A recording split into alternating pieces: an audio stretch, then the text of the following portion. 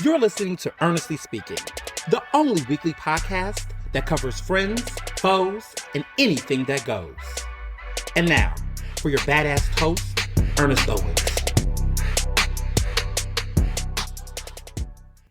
And we're back with another episode of Ernestly Speaking with your host, Ernest Owens, myself.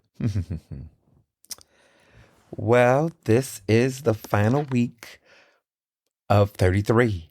Next Sunday, I'll be 34, and I'll be recording this podcast at age 34. So my final week of 33, I guess I can say at 34, I'm officially in the mid-30s era. When I started this podcast, I was on the brink of 30. I wasn't 30, I was 29. And I turned 30 in October of 2021. So we've had a journey. I was still a fiance. Yeah, I was still a fiance then. I didn't get married until, of course, October 16, 2021. So everything was right next to each other. On the brink of marriage, on the brink of 30, and here we are, still going strong on both fronts. And yeah, this is cool. It's like, in so many ways, this podcast was like a new era of like entering my 30s and doing something completely different. And what's even funnier about it is that this weekend, recording this podcast is actually the 15th anniversary of Ernestly Speaking, not as a podcast, but just as an entire concept. Around this weekend on a Saturday in early October, right before I was turning 19. I was 18 when I recorded my first episode of Ernestly Speaking. On the eve of my 19th birthday, before I started a little before my 20s, actually. Isn't it a cool pattern how that all worked out? Like, as I was entering my 20s, as I was entering my 30s, as I was beginning to enter my 20s, I began to start a radio show. As I entered my 30s, I was starting a podcast. I think there's some interesting parallels there. But yeah, I got an opportunity to do a campus radio show. I had just ran for student government, got elected for student representative. But I had ran for freshman class president. I lost. And I was like, I want to find a way to kind of stay connected to all of these people who voted for me, and also just the student population, because at that time I came into Penn very, very, very loud. Very much, it was a disruption, and I thought the radio show would be an opportunity for me to, in so many ways, explain myself, like introduce myself. Like, I felt like, I look back at my life, like that was 15 years ago. I'm like, I've always found myself in a space where that show gave me practice for like my real life, like my professional life, because I thought at that time I needed to explain myself or set the record straight. There was that energy. Now more so, it's not that energy, but because I am more so publicly known in a larger space than most average people, there's still an element of explaining. And maybe it's not defending. More so, I always felt on the defense early in my career. Now, not so much. But it takes time. You have to get older. You have to live through life. So I don't regret the phases of how I thought about the world and things, because that's growth. But I felt like when I was younger, I felt like I had to defend myself so much and explain things or justify things more so. Explaining, I think everyone who's a public figure or anyone who has a wide platform, I think in some situations, you do have to explain things. You have to explain your stances sometimes on certain things. I think personal life choices and decisions owe no one an explanation, but I would argue that you do need to explain things. Like, if you're the governor first ever and you're like deciding to raise a flag for Charlie Kirk, I think you need to explain that because you've been elected. I think if you're a visible public figure and you're making these bold stances or telling people to support certain things, and you have the eye and the ear and the financial um, interest of the public at large, I do think you should explain things.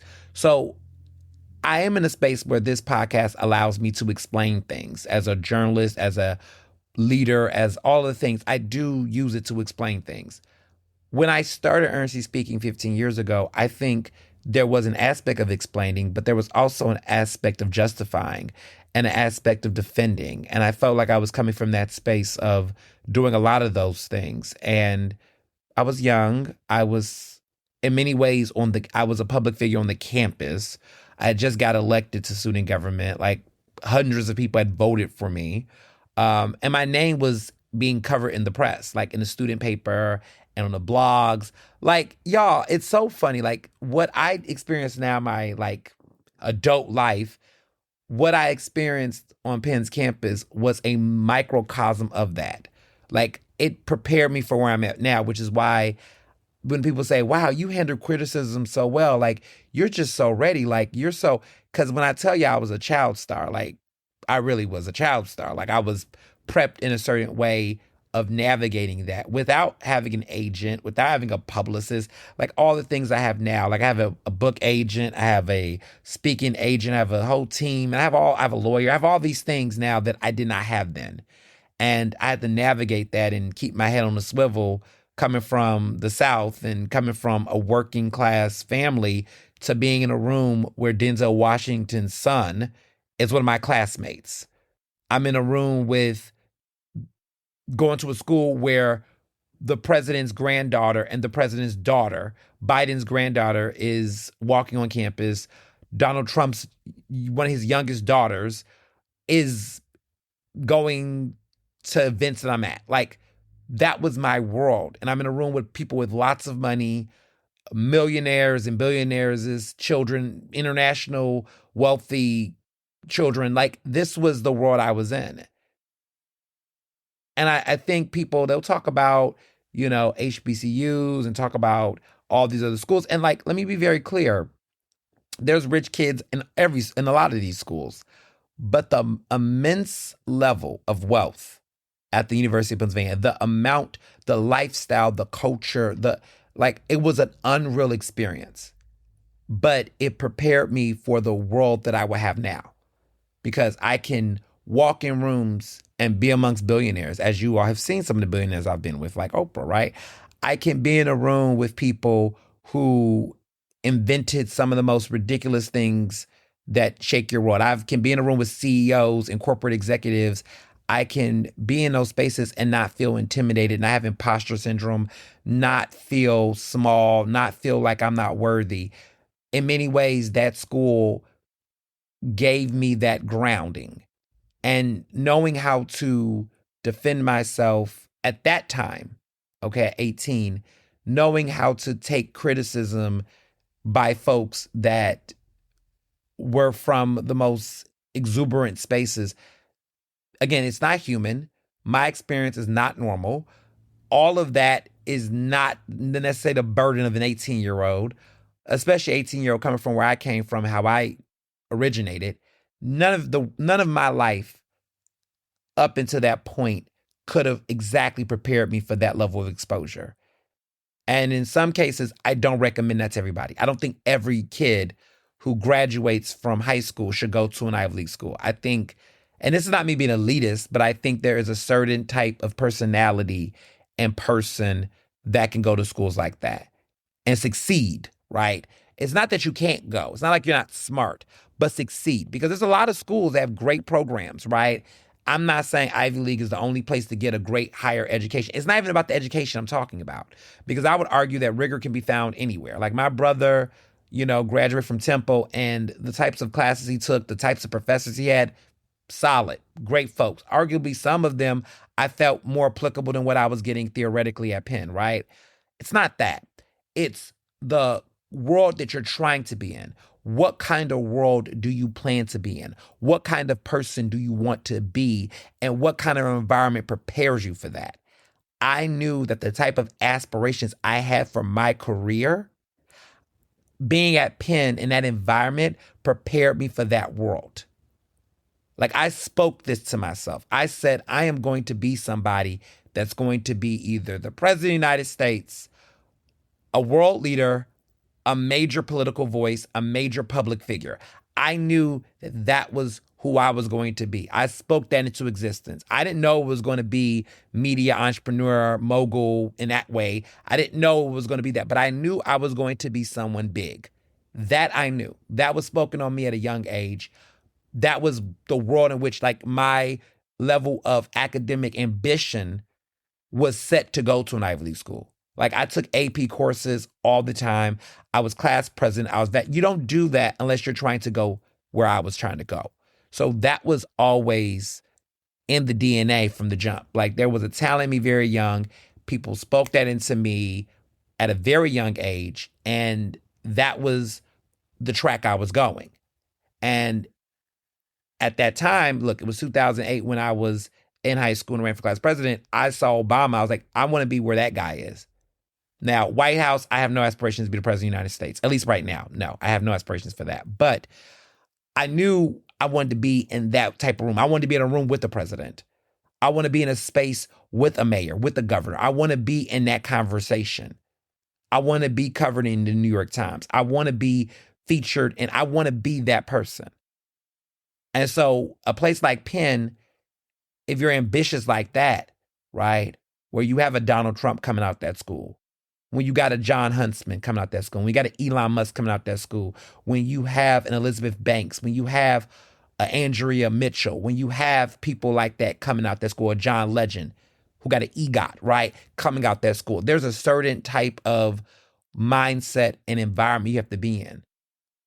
And so whereas people are like 18 with a radio show, you did this, that, third, it's like that was considered normal at Penn. To be that ambitious, to be that creative, that was the breeding ground for that. It would have never made sense in other places, but on that campus, that was the norm. Like I had business cards the first week I came to Penn. Like I was giving out a business card with my name, with my email address. Like that was the world I was in. Like 18 years old, giving people my personal business card to introduce myself. Like these were the things. And like in reality, like looking at my brother's experience in college, looking at certain other people I mentor and things, they're like, what was y'all doing over there? But that was the world. It was very pre-professional. It was very competitive. It was very cutthroat in certain ways. And a lot of the bad toxic traits of those experiences, clearly I couldn't partake in because I was not as rich and I definitely wasn't white and I was not straight. So some of that I could never get into like frat boy culture in the way that other folks did because I was queer. I couldn't get into some of that other stuff that those boys, I just, like, they was like, oh, people were doing coke. Like, y'all, I couldn't afford coke. I didn't do drugs in school. Like, I drank, but I wasn't like coke. I couldn't afford coke. I didn't know what that means. I was not doing that shit. I saw it on, like, I went to some parties because I got invited to some of the white parties. Let me be very clear. These parties on campus were very discriminatory. The only black people was getting invited to some of those parties were like athletes and shit. Like, you know how that goes. But like, I was invited to some of them because of just my stature as a quote unquote public figure. Like I was like white folks, like there was racism, but there was also the tokenization of like, I was one of the few black people who was elected campus wide in student government. Like there were black student orgs and groups, which ironically, they didn't care much for me. There was interesting classism and shit. Like the Jack and Jill, the Martha's Vineyard kids did not care much for me in a certain type of way because they didn't know what to do with me. Like I was exuberantly smart and ambitious, but I was also a little hood. I ain't gonna hold you. I was also like very different than what I am. I mean, I still got a little of that in me today, right? But I was very Houston, Texas when I first came in. I was Beyonce when she first started her career. Like there was like, you see that talent, but there was a country twang and accent. Like she's just gonna be like, I don't know, right? I had all of that, and I allow myself to grow, and I love the growth. I love the growth. I love to look at shit that I did then that I damn sure wouldn't do now. But also, I love that I was in places where I could publicly make mistakes or publicly just grow. And it's crazy how people will treat me like I was Lindsay Lohan. Like, no shade to Lindsay. I like Lindsay Lohan. But I remember when people would just be like, oh, I'm so happy that you changed. And like the way people talk about me back then, I like I was like coming out of rehab or something. Like it was wild because everybody around me, a lot of people that was around me at Penn at that time, not my friends, but people I went to school with, they were just they were like extreme perfectionists. And that's why I look at Dr. Parks, myself, my girl Nina, Samantha, um, my whole crew who I was friends with, because we all just were having fun. Like we were very much on top of our game. We were all like very, you know, getting the good grades, navigating school, doing our thing. And yet it was funny because people judged us more excessively. Like I felt like we were judged more for just being our normal selves versus everybody else was put on this facade. Like they were just like, very, very like respectability politics laced. Like everybody was on it. Like I cursed on my Facebook posts, like because I was 18 years old. Like I had sex. I was talking about boys. I was openly gay. Like I was just like, what the fuck? Like I'm a person, like I'm an adult. Like, what are we talking about here? But people were just so prudish back then. I mean, the white kids, I will say, showed their ass because they felt like they could. They were always a mess. But black kids, specifically at Penn, you had two types. You had those like myself who were just coming in real and raw. And then you had people that were just super guarded and gagey and very much like, my parents won't let me do. And it was like they were very guarded. But then those were the ones that, mind you, when they graduated from Penn, they became very immature, a hot ass mess. They really went out the deep end. A lot of them did. Or they all came out, which we all knew some of them were like, you're gay, live your best life, kid. Like, but they would come out then. They would just do everything out. And we were just sitting there looking like, here we are, know who we are, pursuing our career, graduating on time, getting doctorates, getting master's degrees, like really knowing our shit and making it through and not having these ridiculous existential crises. And it's just very interesting because when I was at Penn, people thought that I was dumb. I know, fun fact, like people treated me like they just thought, oh, he went to public school, so he's not going to be ready for this. Oh, he's not doing that well. He's probably not going to do that well in his classes because he just socializes. Like he doesn't act smart. Like there was an acting smart, which annoyed me. Like I didn't know what that meant. Like where I was from, being smart was just knowing how to have a conversation. It didn't mean like there was a performance of what smart looked like. Like smart people don't curse on social media. Smart people don't, talk about sex. Smart people don't underage drink. Smart people don't like there was just this respectability politic that was just bullshit. Like what does me having sex have to do with being smart? What does me wanting to have fun with my friends and turn up and take shots have to do with my inability to actually show up to class and read a book and know how to talk and debate? Like it was just these weird, again, respectability that had nothing to do with anything. I was very smart as fuck. And it wasn't until after I graduated and, went on to do the things I do and got on the Forbes 30 under 30 list and like killed it and crushed it, that these people turned around and were like, wow, I didn't realize how, creative you were and how brilliant. Like you had a marketing plan, you like all this stuff. Like I read your articles and somebody in my class had to read your article and like your business model. And I'm like, yeah, I was fucking doing that shit. Like how the fuck you think I got there? Like, but that was the culture. Like everyone judged you based on how you dressed and how you, whatever. Like it had nothing to do with your actual intellectual prowess. But it took them like 10 years to fucking realize that about me. But I knew who I was when I walked in that door. I didn't know the whole map, but I knew how to come in there and shake the table. And 15 years later, I'm married. I'm an author. I'm teaching other students how to not make the mistakes that I made, to get past the imposter syndrome bullshit, to step into your confidence earlier, right? I'm somebody's professor. I'm a public speaker. I'm doing it. But I say this to say that for those who are parents, big brothers, mentors, big sisters, somebody's rich aunt or uncle, right? Start demystifying what it means to be great to your peers, not peers, to your mentees, to your kids, to your, that's the advice I will say. Tell them that there's multiple ways to be successful. Tell them that they can show up who they are and be successful if they're focused and they got discipline. That was the stuff that we weren't telling people when I was my age, like in 2010. We weren't telling people the things that I didn't know I had the words for is what made me resilient and strong. That one, I was consistent at what I fucking did. I was consistent and I was persistent. I was myself. I was authentic. I was real. Um, I said no to the things that I knew were not good for me. We got to practice that. We got to practice. We got to raise more young people. Look at me. This is definitely mid-30s energy. I would not be talking like this 5 years ago. I'm grown. I'm loving this. I'm loving this for me. I'm just taking a moment to realize, damn, I would definitely not have this mindset, years ago. Like, people are like, do you want to be a parent, Ernest? I don't know about that. Calm down with that. We're not talking about kids, but I will love to be, I love being a big brother, and I would love to be a big brother and a great god uncle, a godfather and a good uncle to your kids. Okay.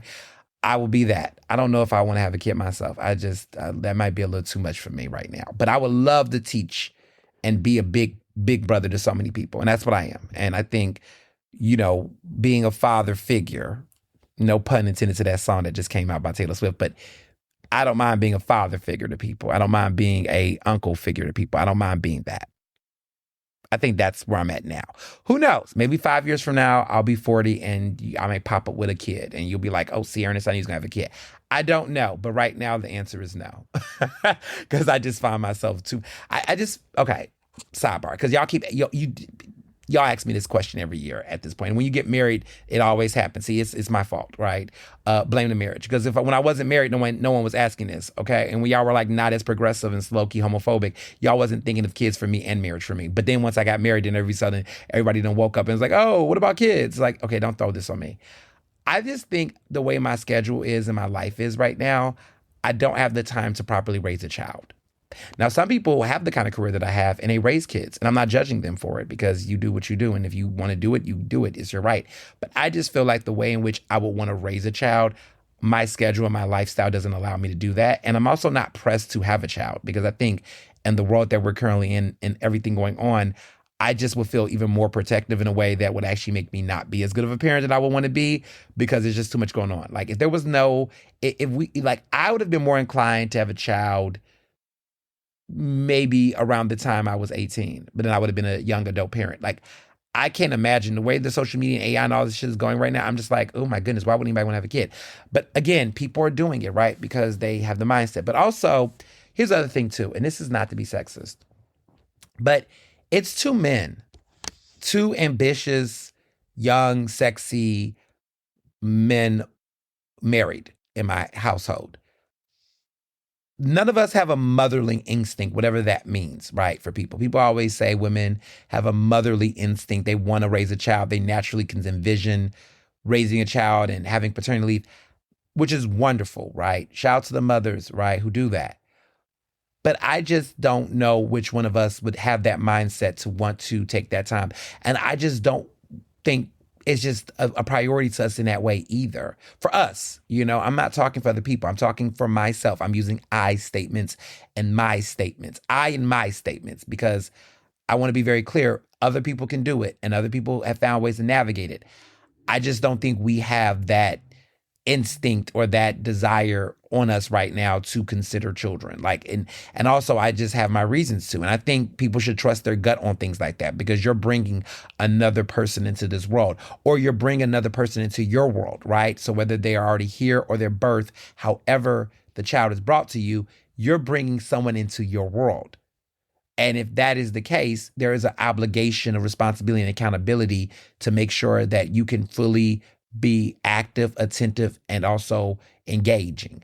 I don't think I have the capacity in my current situation emotionally, financially, sure, but emotionally and time-wise to really invest in that child. People think it's just about money. Can I afford to have a child? Can we afford to have a child? Absolutely. But raising a child is more than just having money.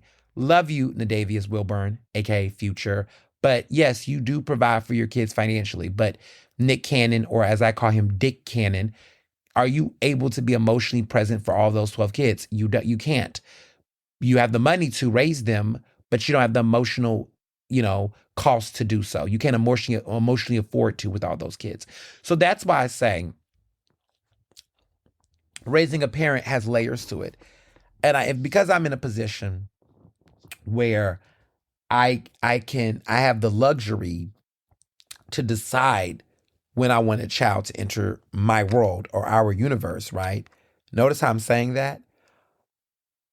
I can be very thoughtful about it. Some people, they're not necessarily trying to have a child, and they wake up and it's like, oh shit, you're pregnant. So then they rise to the occasion to be a parent, which is good either way, right? I'm not making a judgment call on that. I'm just saying that a lot of people I know that I've grown up with over the years who have children, those children were not planned, but those children were a miracle. And those parents adjusted and adapted their life accordingly to be able to raise that child.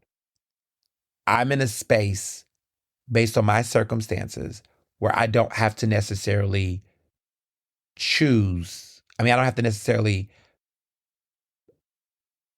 reshift my life spontaneously based on childbirth.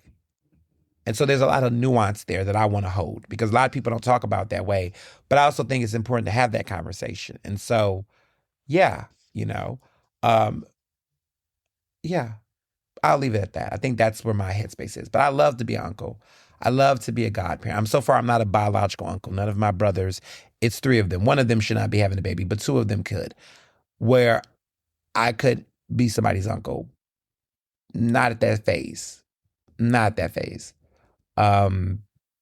Yet. Emphasis on yet. Um, Godfather, I'm not anyone's godfather yet. None of my close friends have had kids yet.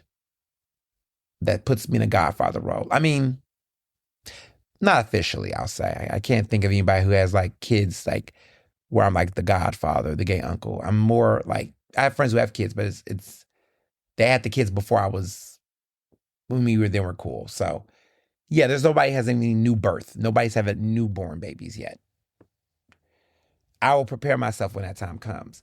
But I'm also like looking at my friends because we love, I'm like, y'all getting some hubbies, right? Because my homegirls, they like, look, I ain't having no kids until I have a husband. I'm like, I hear that. I get it. Because ain't nobody trying to raise kids by themselves in this economy. It's tough. It's tough. Not my friends at least. It's like nobody's being like, I want to have a baby by myself. And it's I'm not saying single parenting can't be done. Let me be very clear because I was raised by a single parent at one point in my life. But it's just not, the thing that some people want to deal with at a young age, especially in this economy. If you can choose not to, right? You can have choices. And so we have agency while we still do to choose this. So some people are thinking about that. And I think they also are reflecting on their own childhood and thinking about how they were raised and how they want to not repeat some of the same errors of their parents before them. So it's a lot. It's a lot to factor. But I say all this to say, because I always digress, but I say all this to say that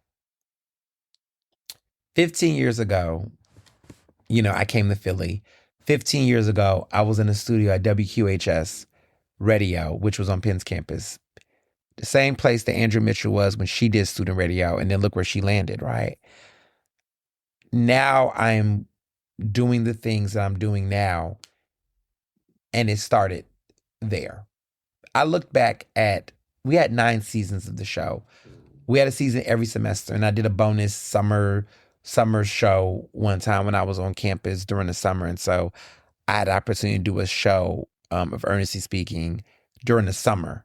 But my freshman year was the one thing I did consistently from beginning to end. I didn't do a student column until my sophomore year in undergrad. I didn't stay with student government the entire 4 years. I did not. But that radio show was something I did the entire 4 years. It was the most consistent thing I did in my 4 years at Penn next to some of my friendships that I started. Like I was friends with Nina, Charnay,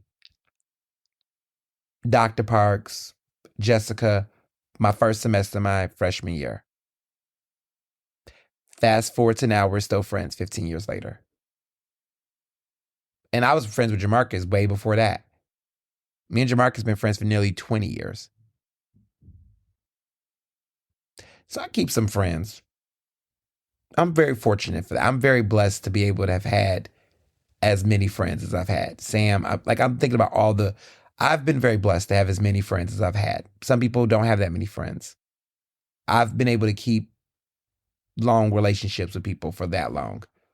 It's not an easy feat, but I'm proud of myself that I've been able to keep long-standing relationships. But real recognizes real. I was fortunate enough to meet some real ass people very early. And I think about those things. Like Amanda and Jessica, which Amanda is Dr. Parks. I always call her Dr. Parks, but I'm talking about Amanda Parks. Jessica, so with this show, when I think about everything about that time, the first episode I did in early October. So this is like an oral history, y'all, for those who don't know. My first guest was Nina. She was my first guest because we were talking about a situation that show was messy. I was actually talking about a boy who won't be named. He's not even relevant. I don't even know what he did with his life. But it was a boy. It was a scandal. It wasn't really a scandal. Like, I'm being a little dramatic here, but like, there was a guy who, I don't know what happened to him, but he was a boy. He was a black dude who was at Penn. I had a big old crush on him. I met him at a party, danced with him. He was dancing with me. And it was such a shocker because it was like, there are two black boys on campus. And they didn't even know at the time that I guess he was bi. I didn't know he was bi at the time, but they didn't know until I came to campus. Because I got to put this in context. I did not do my first day on Penn's campus was my first day in Philadelphia. Translation, I didn't do any tours. I didn't do anything. I did everything. Like, I just read the brochure, y'all.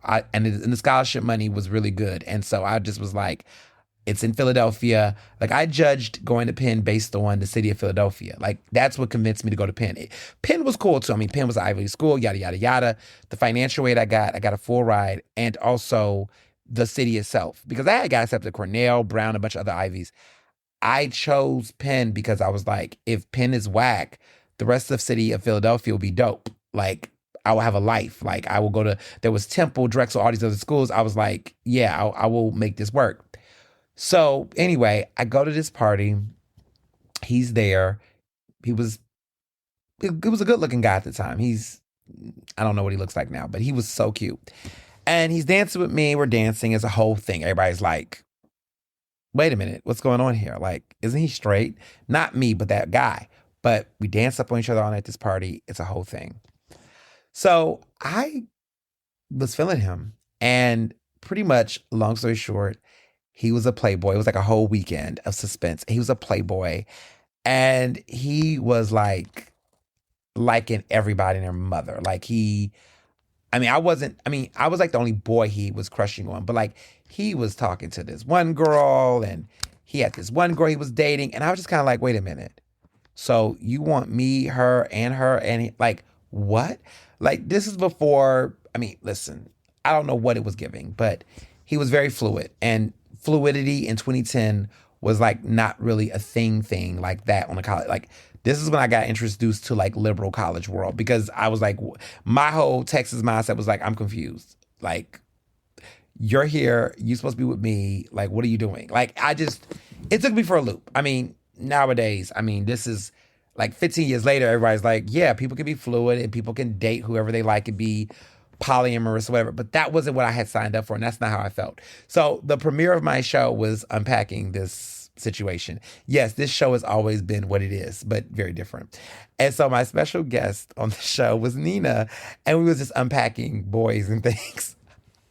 I would just say I'm so happy that none of these episodes ever were like recorded. Like they weren't.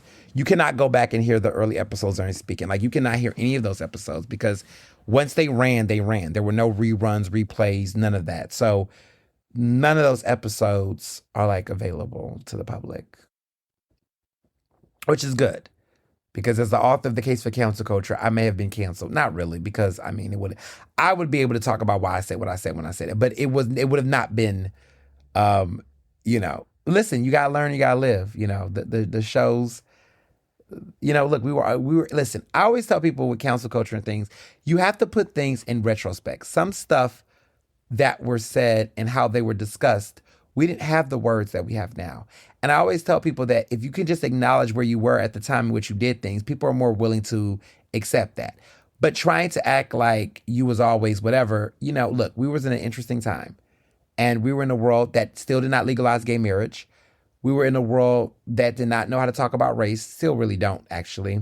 We had a world that did not understand transgender people whatsoever, did not discuss non-binary people in the ways in which we do now, did not understand how we talked about sexuality and slut shaming. Like all of those things were things that in my 4 years in college, I think we moved the needle on a different type of way that we would not per se do so now. And everything is in perspective, right? And so I enjoy looking back at aspects of my career. I love that I have had the longevity that I've had and continue to have because I can look at things that worked and didn't work. And I think that's what makes it good, right? I think when you have a body of work, you can do that. If you just kind of start off where you're acting like everything you're doing is right and perfect and pristine from the jump, it's just like, it's not fun that way. I love when musicians can look back at albums they drop or songs they did and can go back and say, well, in this discography, this record was a little bit of a mess. Like, I love that Mariah Carey can look at the glitter era and talk about why glitter was the way glitter went down, right? Which sometimes I do feel like glitter wasn't as bad as people made it seem. It just was a lot of context in her life that shaped that.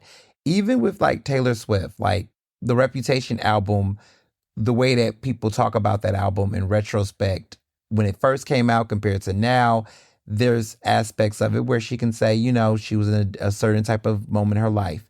And even this new album, Life of a Showgirl, which we're going to talk about in a very different way, there's aspects of that album that I think, years from now, she's going to look back and have different thoughts about it. So, but you have to have a body of work to do that. I mean, she's been in the game for 20 years. I mean, she's been doing this for a long time. Like, she's had 12 original studio albums. So, there is an aspect of her life that she can, she's been doing this throughout her, the majority of her childhood to a certain degree. So there is aspects of that album. I mean, next year, her debut album, the self-titled album, came out in October of 2006. So next year will be 20 years of Taylor Swift. Yeah, like 20 years. 20 years of Taylor Swift, y'all. Like that's nothing to sneeze on. So I look at my work like that. This is 15 years of Ernestly speaking, which is really 15 years of like my media career. Like this is what started it all. Ernestly speaking was my first dive into journalism, into media, into creating content. This was like my first major debut. And it started 15 years ago. And here we are today. So, yeah. So Libra season is truly here. Next week I turn 34. But so many of my friends have been throwing parties. My good girl Charnay, my good Judy, she's about to have a birthday a couple of days before my birthday, actually, which is kind of cool. So I'm looking forward to celebrating her. My line brother, his name is Will. He just had a birthday party at Roll Live Cafe over the weekend, and it was quite the turn up. It was a day party, which kudos to him for having a day party because I'm a night girl. Like I love to have an evening dinner, soiree. That's me. I'm an evening girl. I like a good old evening party. But, to do a day party and he turned 40. So he was making a joke about how, he doesn't like to be out late at night because he got to go to bed and he get tired or whatever. I'm just not that girl. I love a nighttime. I love a night out, but and he do too, to be honest. But I guess party wise, he likes to he swears he got to be in the bed at a certain time. That's what he says. But he travels a lot and whatnot. He'll listen to this and be like, he gonna get into me. But I would say it was a great day party because he was right. The party started at 2 o'clock. I think I got home around 6. And I realized, oh snap, I didn't lose my whole Friday night. So I mean my whole Saturday night. So yeah, it was a good time. It was a very nice time. So yeah, shout out to him. Happy birthday to all the Libras. There's so many Libras, so many Libras in my life. Some past, some present, some might be future. But yeah, love my Libras. Friday night, WRD had Founders Day. So Founders Day is honoring the proud, founder of Word Radio, WRD Radio, which is Dr. Walter M. Lomax, whose daughter is Sarah Lomax, who is the CEO and president of WRD Radio. So every year in October, like the first weekend of October, we honor the Lomax family, but specifically the founder, Dr. Lomax, who's no longer with us, but who was a pioneer. WRD is one of 4 of the only independently Black-owned radio stations in America. It's only 4 left, and we're one of them. We're the only one in Pennsylvania. And to be a radio show host, to be a talk show host at one of the only Black-owned independent radio stations in America is a pretty big deal. Like, I'm honored. Because so much of the radio out here that is Black, or they say they're Black, what does it mean to have like the CEO and founder to be a Black, to be the descendant, to be a Black man, but his daughter is the current CEO.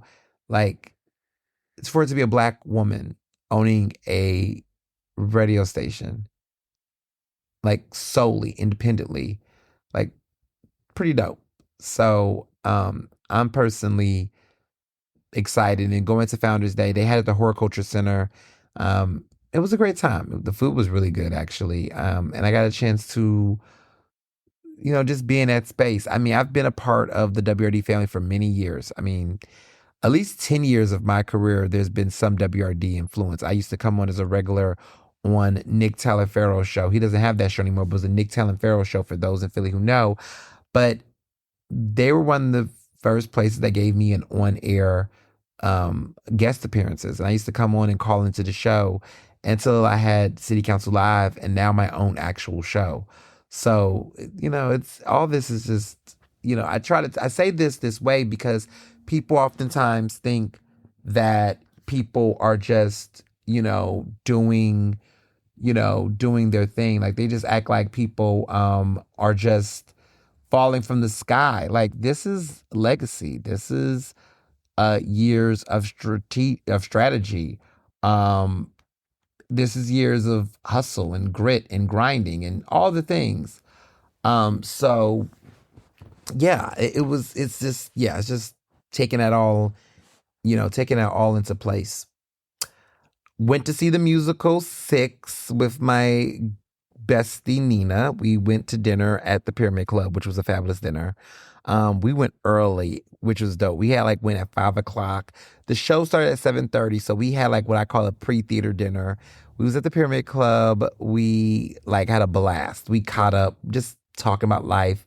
She's doing her thing. I'm just really proud of her in so many ways. I was about to say something. I was like, oop, I can't say that. Yeah, I can't make that announcement. She has to make that announcement. But she's doing some big things, and I'm proud of her. And we had a really great time. We saw 6, the musical. 6 was a really fun show. The vocals were vocaling.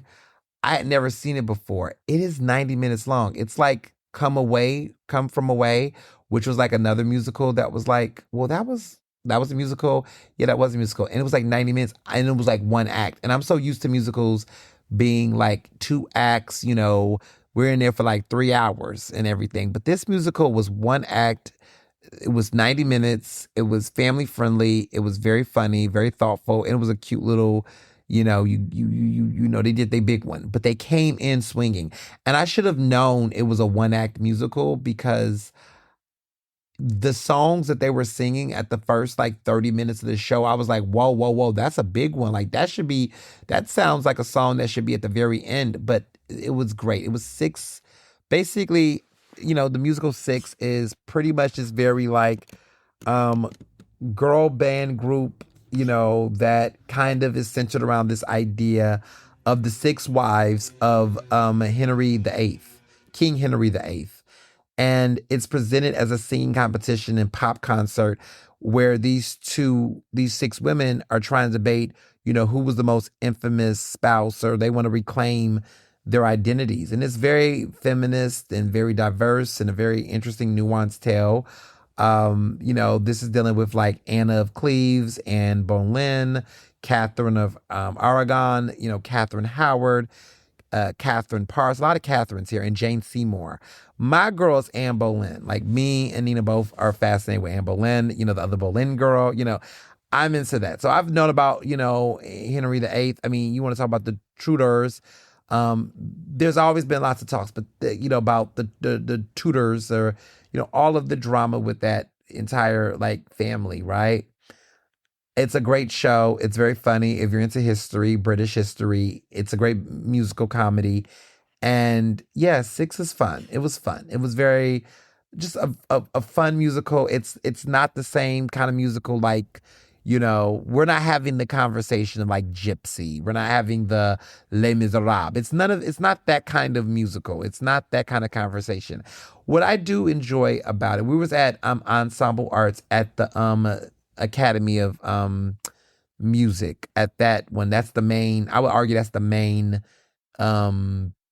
Ensemble Arts Theater. I know I keep trying, I'm trying to remember not to say Kimmel, but like basically the big musicals go there. And then all the other ones kind of stretch throughout, like the Forest Theater and everywhere else. Like Hadestown is going to be at the Forest Theater apparently, which I've seen Hadestown already. But yeah, I'm excited. Yeah, I know I'm a theater girl. I love a good I love a good musical, and so I'm just hitting all of my marks. Like I got another playbill, on the stacking up my playbills. But I really enjoyed like the past couple years going to see shows. Again, beating my record. I've seen more musicals and plays this year than I've actually seen movies in the theater. I think the only movie I saw at the theater, like the physical. Well, see, you're like, well, Ernest, you're talking about films all the time. What do you mean? Let me be very clear, like paid for an actual ticket. Like I get a lot of screeners because I am a member of the Writers Guild East, so I do get a lot of screeners to see certain films. The only movie I paid tickets to see this year was Sinners. And yes, I did see the Taylor Swift film. I did see it. Judge or Cat. I did see it.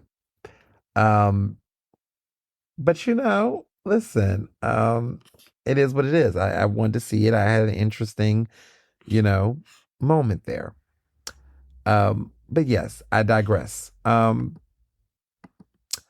Other things I did this week. This was a very exciting week. I went to Dance Robot. I ate there. That's the new Jesse Ito restaurant. Now, some of you all who follow me very well know. So Jesse Ito is the owner of Royal Sushi and Zakaya. That's his restaurant. He now has his more exciting, fun. I wouldn't say. Okay, so we'll get to the restaurant in a minute. But let me just put this disclaimer. A lot of you always say, wait, Ernest, you went to that restaurant. Isn't this just open the first week? Like, don't you go 3 months after? You're correct. I got this because my good Judy Candace, who's a good friend of mine, she's an avid listener of Ernestly Speaking. She's a big fan.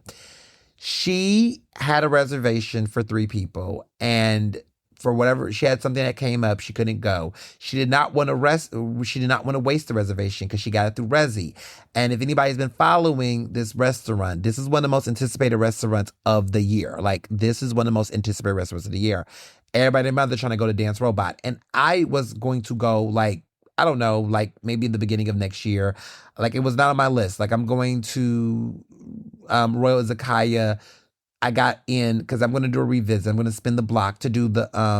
I've been to Royal Izakaya. The Amakasi I had not been to and had the full experience that was not media related. So I'm finally going in December to go with myself and Mr. Johnson. We're going to make a cute little December dinner and we're going to go. We finally got the booking and everything together for it. We're going to go. We're going to have a blast. Okay. We're going to be in there. We're excited. It's going to be great. I know it's going to be great. I mean, this guy is one of the world's greatest restaurants in North America. There's only been a few restaurants in Philly that got on that list. It was Friday, Saturday, Sunday, which is my all-time favorite restaurant in Philly. Kalea, which is also one of my other top restaurants of all time. And another restaurant that got on there, I'm trying to remember all of them because there was some interesting omissions on the list. There was some interesting omissions on that list. And I was like, what? Why is this restaurant not on here? But also Royal Sushi Izakaya was on the list as too. And I was very much surprised by what restaurants made the list. So the restaurants that made it from Philly, because some of the restaurants that made on the list I've been to. I'm kind of bragging rights because I was like really happy about it. Because I do want to go through the list about the list of the restaurants that made it. So restaurants that I've been to that made it just in general. Smith, which is in Chicago. Smith might be one of my all-time favorite restaurants of all time, to be honest with you. Like, Smith was memorable. It's the number 4 greatest restaurant on the list. Kalela was number 7. That's from Philadelphia. La Bourdin, number 9. One of my all-time favorite restaurants of all time as well, made number 9. Kalela was number 7, which is a shocker. Other restaurants that I've been to. Friday, Saturday, Sunday came in number 16. My favorite restaurant in Philadelphia. Moon Rabbit came in number 17. We'll be going there very soon. Also a good restaurant, but we'll talk more about that down the road. I'm going to reserve my thoughts. Other restaurants that I've been to. Number 32, Royal Sushi Izakaya. Also been there. But also a restaurant that will be on my list. I'm going to go to the Amakasi experience as well. Number 34, Albi. We'll talk about Albi in a minute. Not going to say much here, but definitely know that restaurant's in DC. We'll talk about it sooner. Doggone, number 37. That's in DC. Might be talking about that very soon, but that's the guy, Kwame, who owns Tatiana, but he also owns Doggone. He's number 37 on this list. Going down the list of other restaurants that made the list. Those are all. So what's shocking is this is 50. Those are all the restaurants that I have a connection to. We'll talk about why some of them you've never heard me talk about. Let me go down the list of the restaurants that I'm related to. Smith, Kalela, La Bourdin, Friday, Saturday, Sunday, Moon Rabbit. Let me look down some more.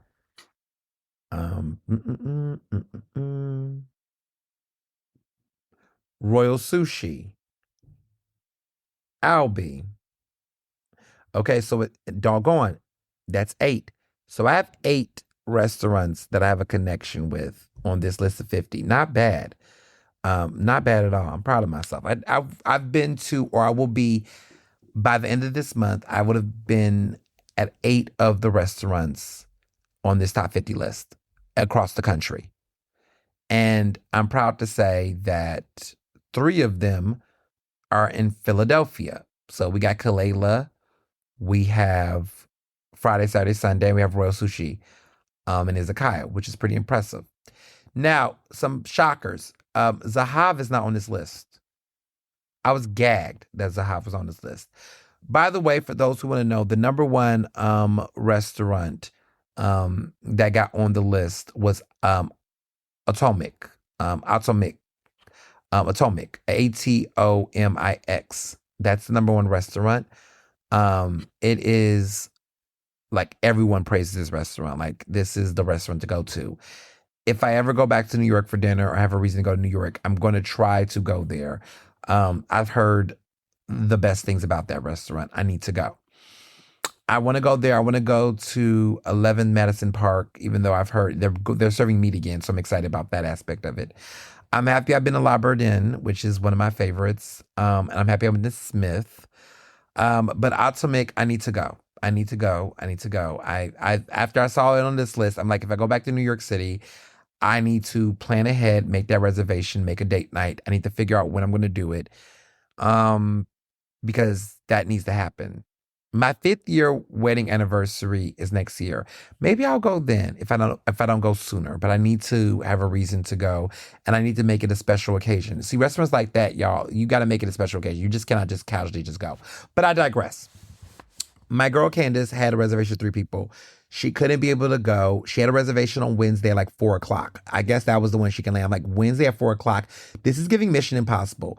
I changed my schedule. I took that reservation. I did not want it to go in vain. I brought 2 people that could appreciate that restaurant. I brought my girl Laura Schwartz, who is at Philly Mag, and I brought Josh, of course, my lit brother Josh. Because if it was 4, I would have brought the Lit Brothers, but everybody was busy. So I said, okay, Josh, can you come down here? So that video that y'all see Josh do, that was at dinner with me. So when you see that Joshy's Philly video with Dance Rabbit and that Philly Mag video that y'all saw of them promoting Dance Robot, that was at that table. And y'all saw my fabulous pictures? That was us. We ate our way through that goddamn menu. Thank you, Candace. Shout out to you, girl. I appreciate you. Because I wasn't going to go. Like, I'm not chasing. Like, now that I'm no longer a food editor and I don't do food like that, I don't chase these restaurants like that. I go to the places that that invite me. If I'm invited, there's some restaurants, there's some chefs that just love me. They'll invite me to stuff. I'll show up. But like chasing places down for reservations, like I did this job, that job for 2.5 years. I'm not saying restaurant out. I just treat restaurants very differently because of that experience. Like now I'm not chasing down new restaurants. Like if a restaurant wants me to come or invite me or I snag a good reservation, I will go. But now that I'm going, like I'm like a civilian somewhat, I will go at my own leisure, at my own pace. I typically like a restaurant to rest a little bit and get it well, because if I'm going to spend my money, have the experience, I want to be able to really like enjoy it when it's supposed to be at where it's supposed to be.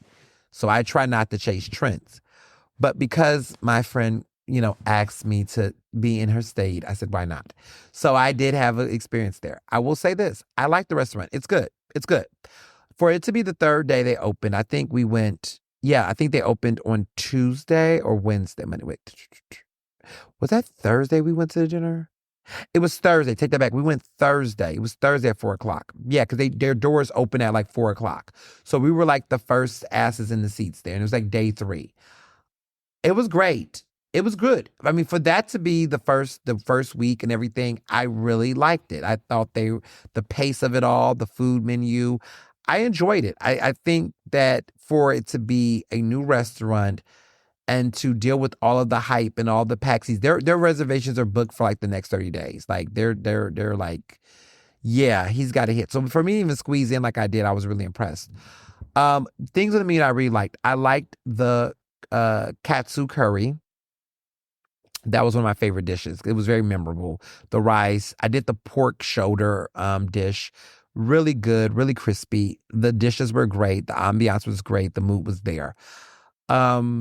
Dessert was really good. For them not to really they don't really have a dessert menu, but they have like this soft serve with great toppings. It was a very great, fun dessert. I never forget the seaweed based chocolate brownie situation they had with it. That was really good. Candace, you got to get another reservation, girl, and go back because it is worth it. I'm telling you everything, and I'm grateful for you. I just want to keep shouting you out because I did appreciate it. I really did enjoy the menu. The prices are, it's meant to go with friends. Like, I'm happy that she did 3 people because if it would have just been myself and Mr. Johnson or me and a friend, we would have been overwhelmed. I'm happy that we did go with the 3 of us. Like, it was like the 3, like Laura and I and Josh. It is meant to go with a group. So try to go with yourself. I say that because let me tell you why I say it needs to go with 3 or more people. Specifically this restaurant, because they have so many different dishes on the menu. It's giving like a dim sum feel, but it's Japanese. And so why I say 3 is because there were things on that menu that I would have not wanted to just go in by myself, or maybe myself and Mr. Johnson would have been like, I don't know. But because I had the third person, like Laura is into like, she's like always down for like vegetarian dishes and things. I'm not against vegetarian dishes, but it's just kind of like if I'm going to spend $24 for an entree, I want that entree to have meat on it. So there were like dishes that were like 24 and 19 bucks. I was like, we're getting some squash for 19. Let me get the shrimp dumplings instead. Like, but because she eats like that, I was like, you know what? Let's throw in. It's three of us. Let's all like let's have some of that squash, right? So there was a really good butternut squash dish that was good.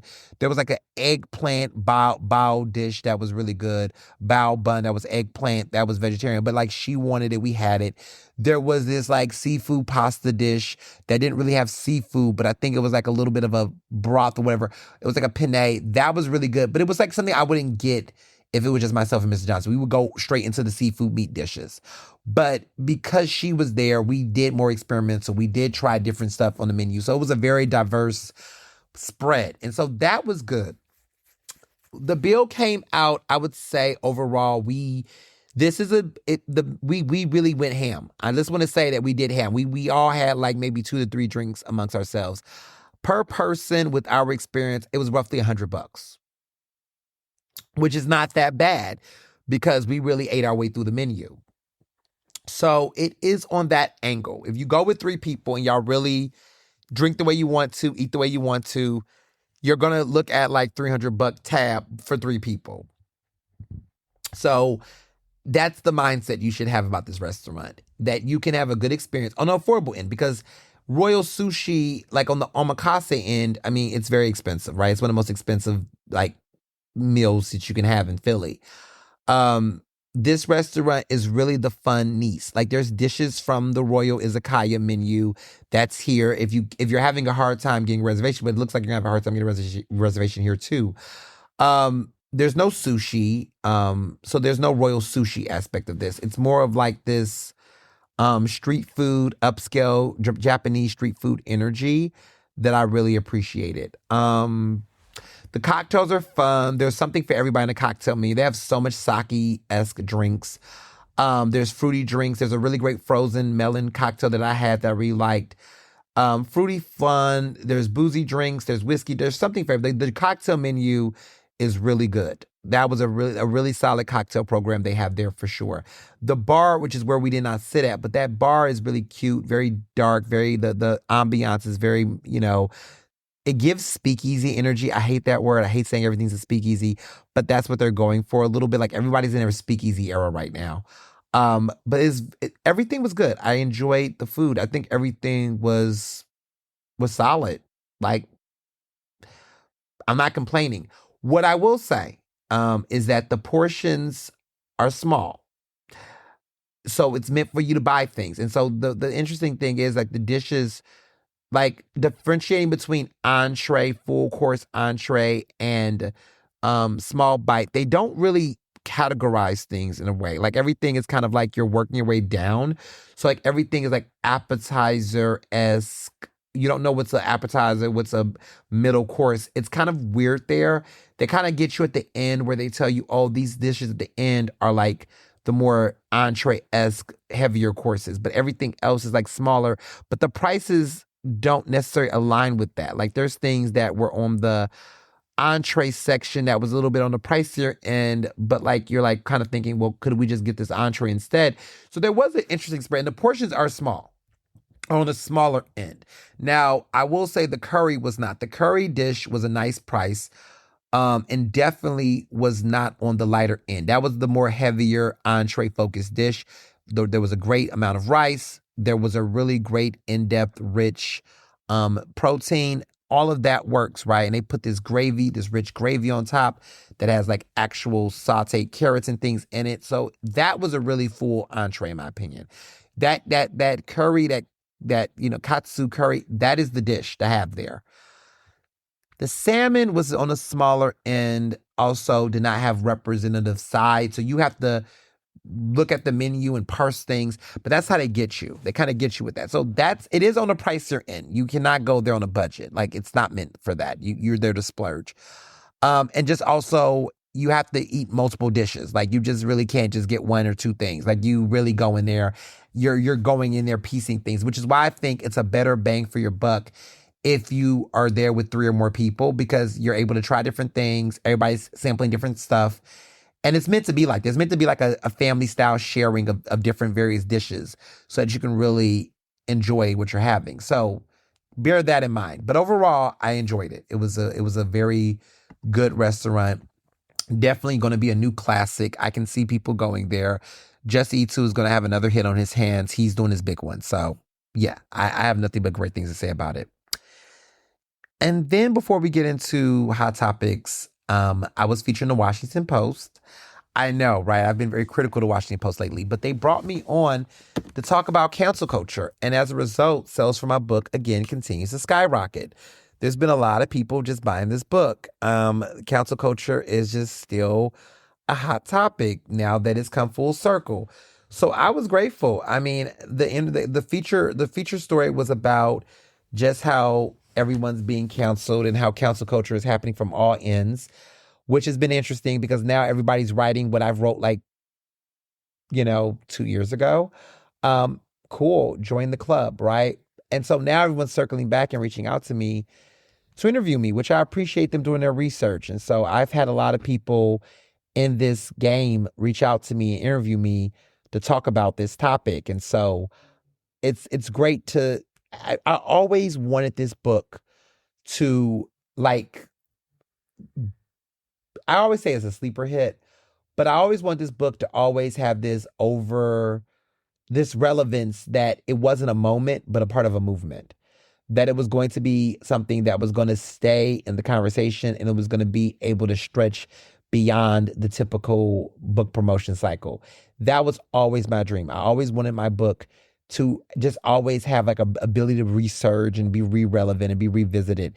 And it has done that. And so I have achieved my dream as an author. I wanted it to be read. I wanted it to be read by different people. I wanted the book to be featured organically in different spaces. And so for this to be the case, I'm just full of gratitude. And just every time I talk about it, y'all, have you noticed? I mean, you all have noticed, like, this week, and just enjoy, like, I love how you all will, like, message me or email me or DM me and be like, oh my goodness, I saw this and I thought of you, or I read this article and they shouted you out, or I thought of you when this was mentioned and you said this first. And I'm just, yeah, that's the beauty. Like, even the, Taylor Swift song Canceled on her new album is a song called Canceled. I just love how you all listen to it, the song, and like me, thought it was one of her worst songs ever. Fun fact, I think it's one of her worst songs ever. And everyone was like, that's not what canceling means. And that's just so, like, missing the mark. And I just love that everyone's on the same page with that. So yeah, it was, it's been a joy. It's been a joy promoting this book and pushing it. Before we get into hot topics and I do my commercial for, I love to be able to promote my radio show on my podcast. How cool is that? I want to say we did not have an episode this week of On the Record with Ernest because we had a preempt. So what that means is there was a program that's like a paid sponsored program that had to be ran, and it ran on Sunday, and my show was on Sunday. So for those who were like, oh, where's the show? I want to listen to the latest episode. We'll be back on my birthday. I'm recording on my birthday. Yes, I am. I have a special guest, not who you might expect it to be yet, but this person you would not expect. And this person is very timely. It's going to be an interesting conversation. I cannot wait for y'all to hear the interview, but we'll be back on October 12th. But until then, here's another reminder of how great On the Record with Ernest is on 96.1 FM, 900 AM, Progressive Black Talk Media, WRD. And we'll be right back for Hot Topics. Greetings, I'm Ernest Owens, host of the show On the Record with Ernest Owens. Join me every Sunday at 10 a.m. for an exciting 1-hour public affairs show that dives deep into the local political news of the week, all while making bold predictions toward the week ahead. It's informative, insightful, and opinionated. That's On the Record with Ernest Owens, Sunday at 10 a.m. only on Word, Progressive Black Talk Media. And now we're on to hot topics. This week, Trump is trumping. And there's a lot going on so many fronts. The government is shut down. Let's just get that out the way. The government is shut down as of the time of recording this podcast. They have not reached an agreement. This is the second government shutdown under the President Trump administration. The first big one, the last big one was during his first term, and there was a government shutdown. Now, here we are, years later, and we have another one. There was no shutdown during the Biden administration. And so here we are dealing with more shit, just more issues that is just counterproductive, and there's going to be a lot. There's going to be a lot to say in these coming weeks, months. Everyone's in their feelings. Everyone has thoughts to a different fight. Everyone has a different type of take on this. For me, it's just, what are we doing here, right? The lawmakers have made no progress. There's an impasse. They're calling for votes. They got dueling bills.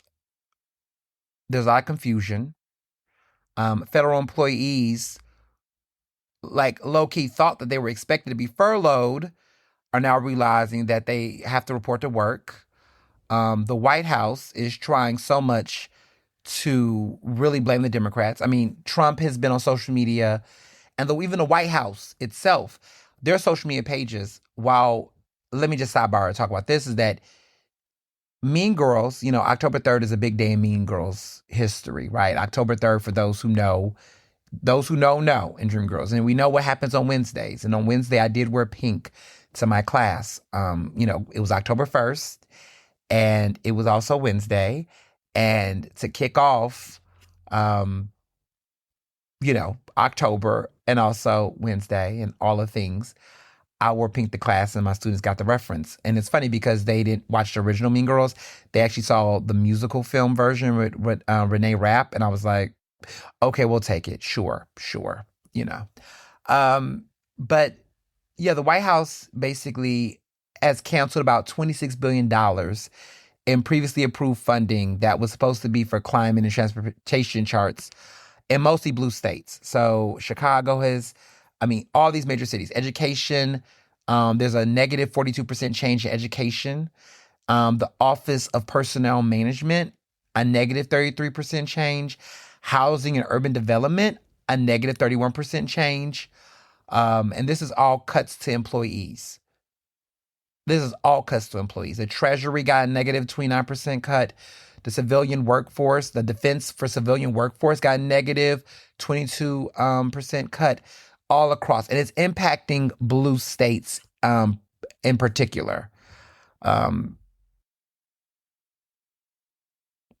It's a shit show. In other things Trump got going on, he's deciding to send troops to U.S. cities, claiming that he's fighting a war from within, in parentheses. The congressional Republicans are trying to get information from companies that they suspect might be helping colleges raise their prices. Talking about some algorithms built on applicants' data. Of course, the Supreme Court is pretty much not trying to remove Lisa Cook, which is the Black woman who is a Federal Reserve governor. The Supreme Court said that Trump basically cannot do that. He cannot immediately remove her. So, yeah. And while everybody's talking about made in America, those tariffs on timber, wood, and furniture and kitchen cabinets, it's actually raising the cost of building and buying a home in the country. So for all of that talk about made in America, make America better again,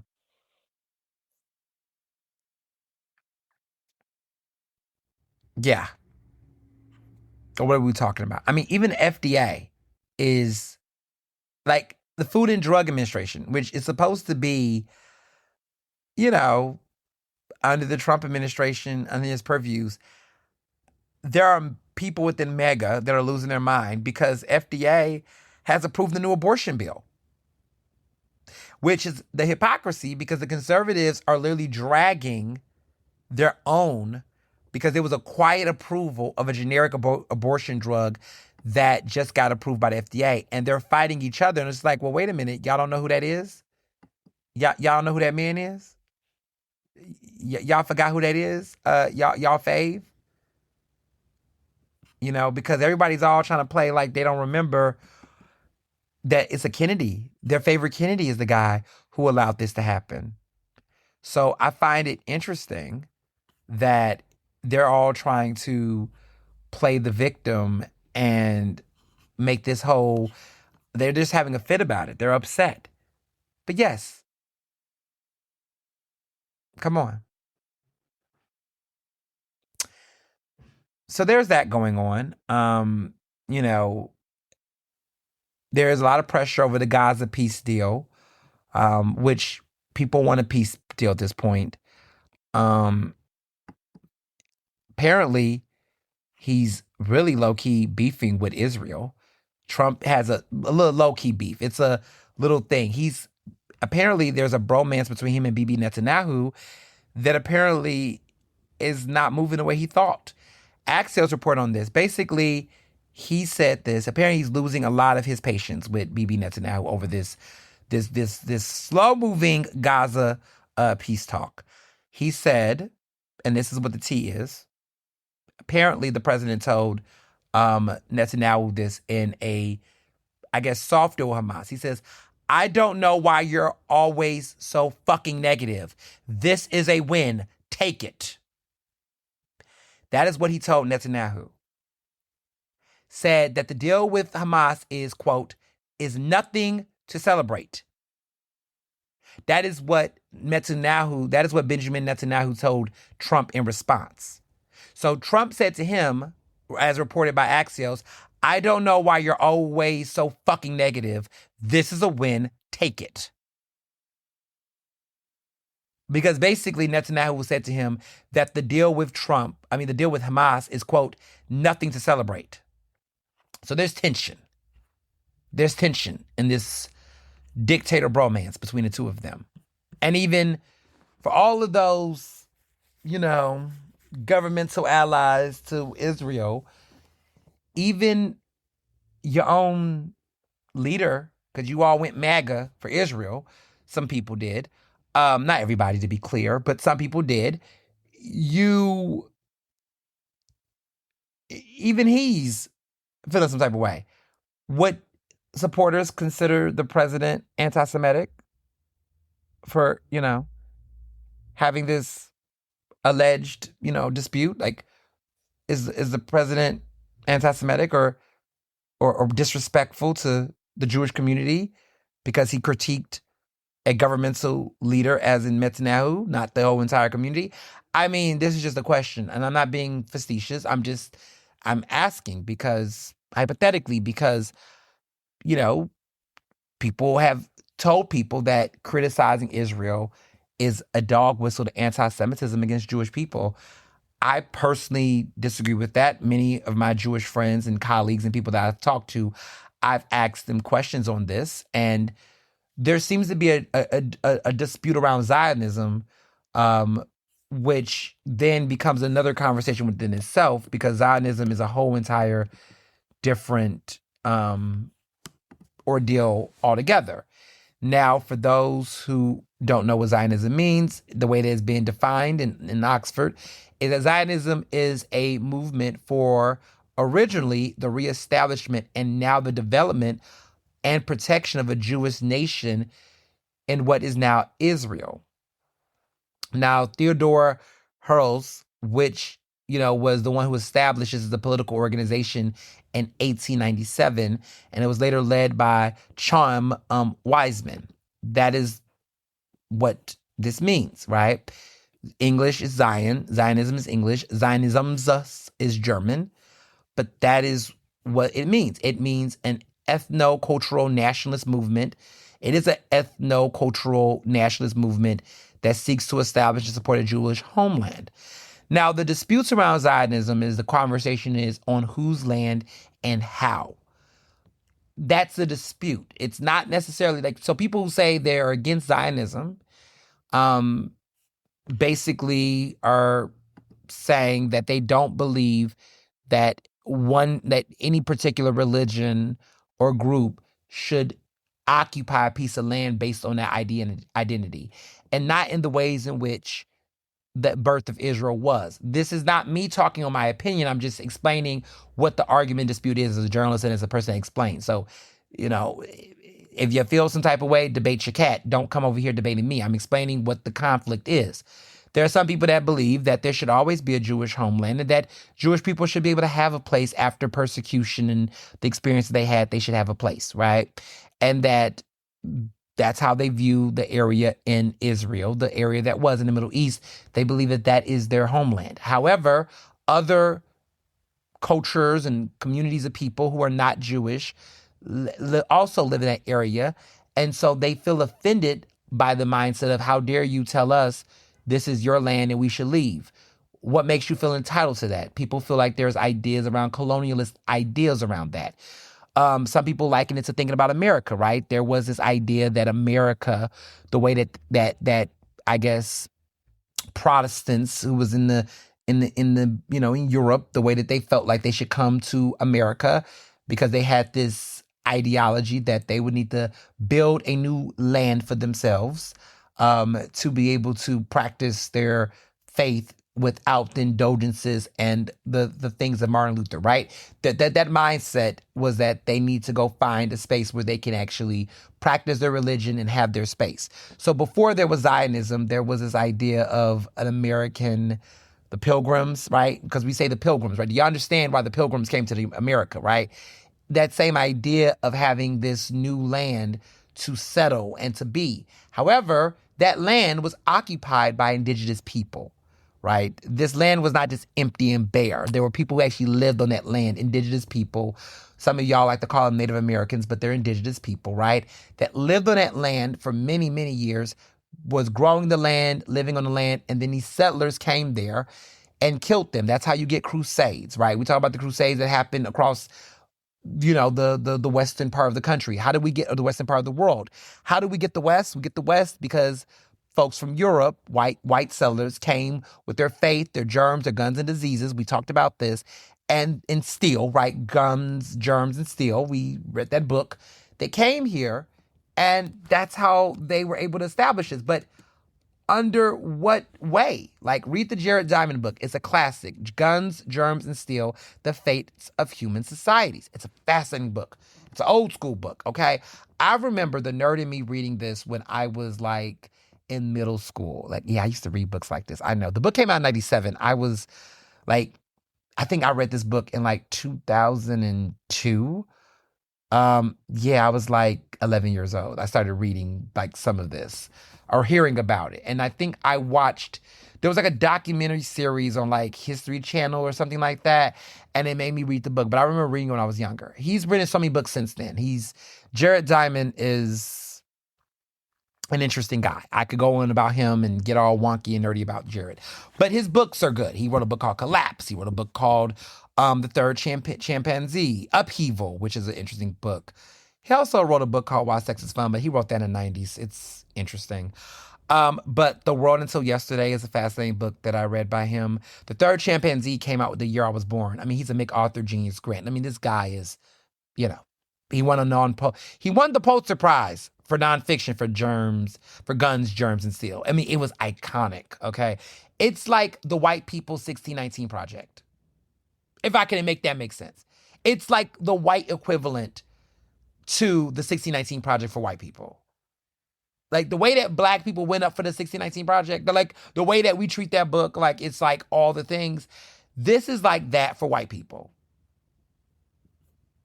Now, some people will say, well, what about that book by Howard Zinn, A People's, History of the United States? That's another iconic book. How would I describe that? What black book is like that? That would be like, okay, this might be a stretch, but I'm going to go there. A People's History of the United States by Howard Zinn, I would say that would be like Black People's Race Matters by Cornel West. Like, how race for listen. For my wonky read, you all are a well-read group. I would imagine my listeners read books, know what I'm talking about here.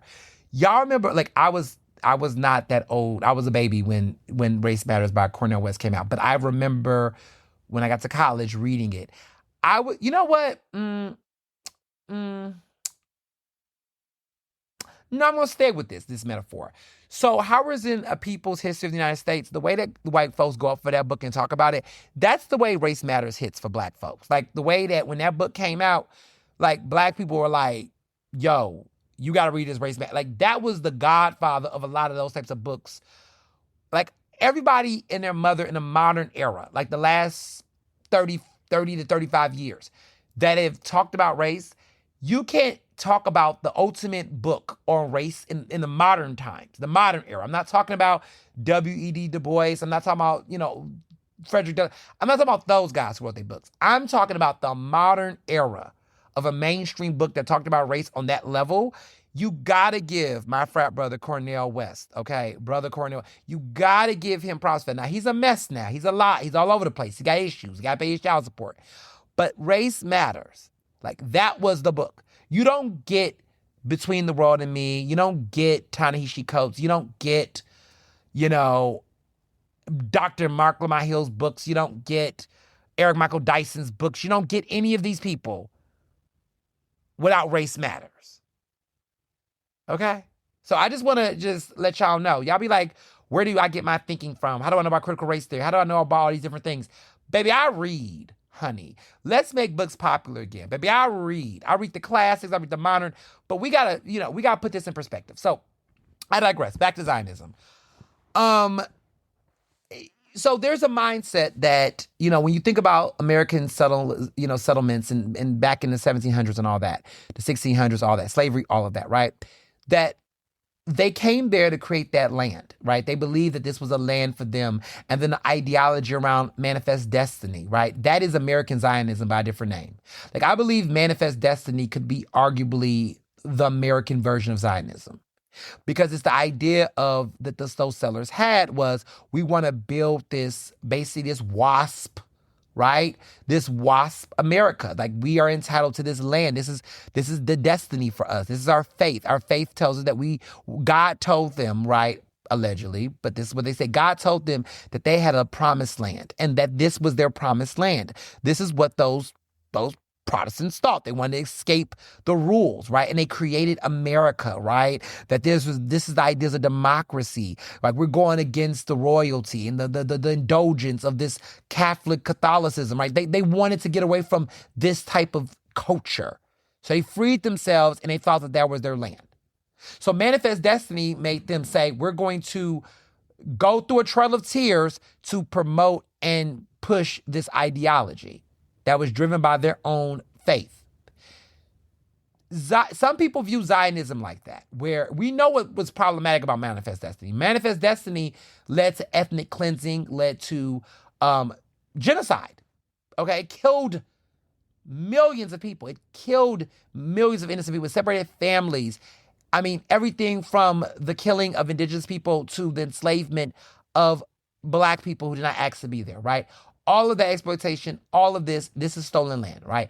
That is that. There are people who believe that the way that the land in the Middle East and Gaza is being occupied by this demographic of people that have this belief that that is their Jewish land, they're entitled to a Jewish state, and that they should have this is their land, they deserve to exist in the name of Israel, that this is their Zionism, this is their belief, right? That to have that to be safe from the persecution they experience elsewhere, that they're entitled to that land. Now, personally, I believe that everyone should have a safe space to escape persecution. But I find it interesting, and I'm not talking about Jewish people right here, but like even in America, the same people that are politically saying they support Zionism somehow do not support immigrants that are coming into the U.S. to find their safe space to escape the persecution of the countries they're coming from. Do anybody see the hypocrisy in this, or is it just me? Like, if we're going to argue in defense of Zionism to say people should, the Jewish community should leave persecution, right? They left the Holocaust. They're leaving all these different these crusades and religious, all of that, okay? If that's the argument to escape, then why are people in one breath saying they support Zionism, but they're not supporting borders to allow undocumented immigrants to escape? Because where's the entitlement? Or are we saying that their faith of the Jewish faith entitles them to have the faith through Zionism? But what about those individual migrants who have their faith to see another day, to escape the hellscape of wherever the country they're at or whatever regime they're at? Like, where is their manifest destiny or their Zionism? Like, where is their space of that? If you're saying they need to be bordered and they're not entitled and that land is not theirs, what is the faith there? And so with Zionism, the argument is what? The argument is that they feel like they should have a space. They found a space there because they have a historical connection. One could argue that the indigenous folks of Latin America, their descendants are now undocumented migrants that are in the U.S. This U.S. land does not belong to white people. Like white European-centric people, you're on stolen land arguing with the descendants of that land. And so people have made the metaphor between what's happening in the Middle East around Gaza and Palestine and what's happening over there with Israel. That people are like, wait a minute, this is our land. We should be sharing this land. How are you telling us to get off this land or to try to make us second-class citizens or completely banish us and put us in a different type of class of citizenship? Like, how do you come here, create a new country, kill us off in many cases, starve us off in many cases, reduce us to the ghettos of another strip of land that is being occupied? How do you do that? And then, say you're for democracy and democratic ideals. I mean, listen, Hamas is a terrorist organization. It is not the Palestinian people. It's a terrorist organization. It's not a reflection. It's not Palestine. Like, one thing that we have to be accurate about, this is a war on Hamas. This is not a war between Palestine and Israel. The Palestinian people are not collectively, as a unit, fighting Israel.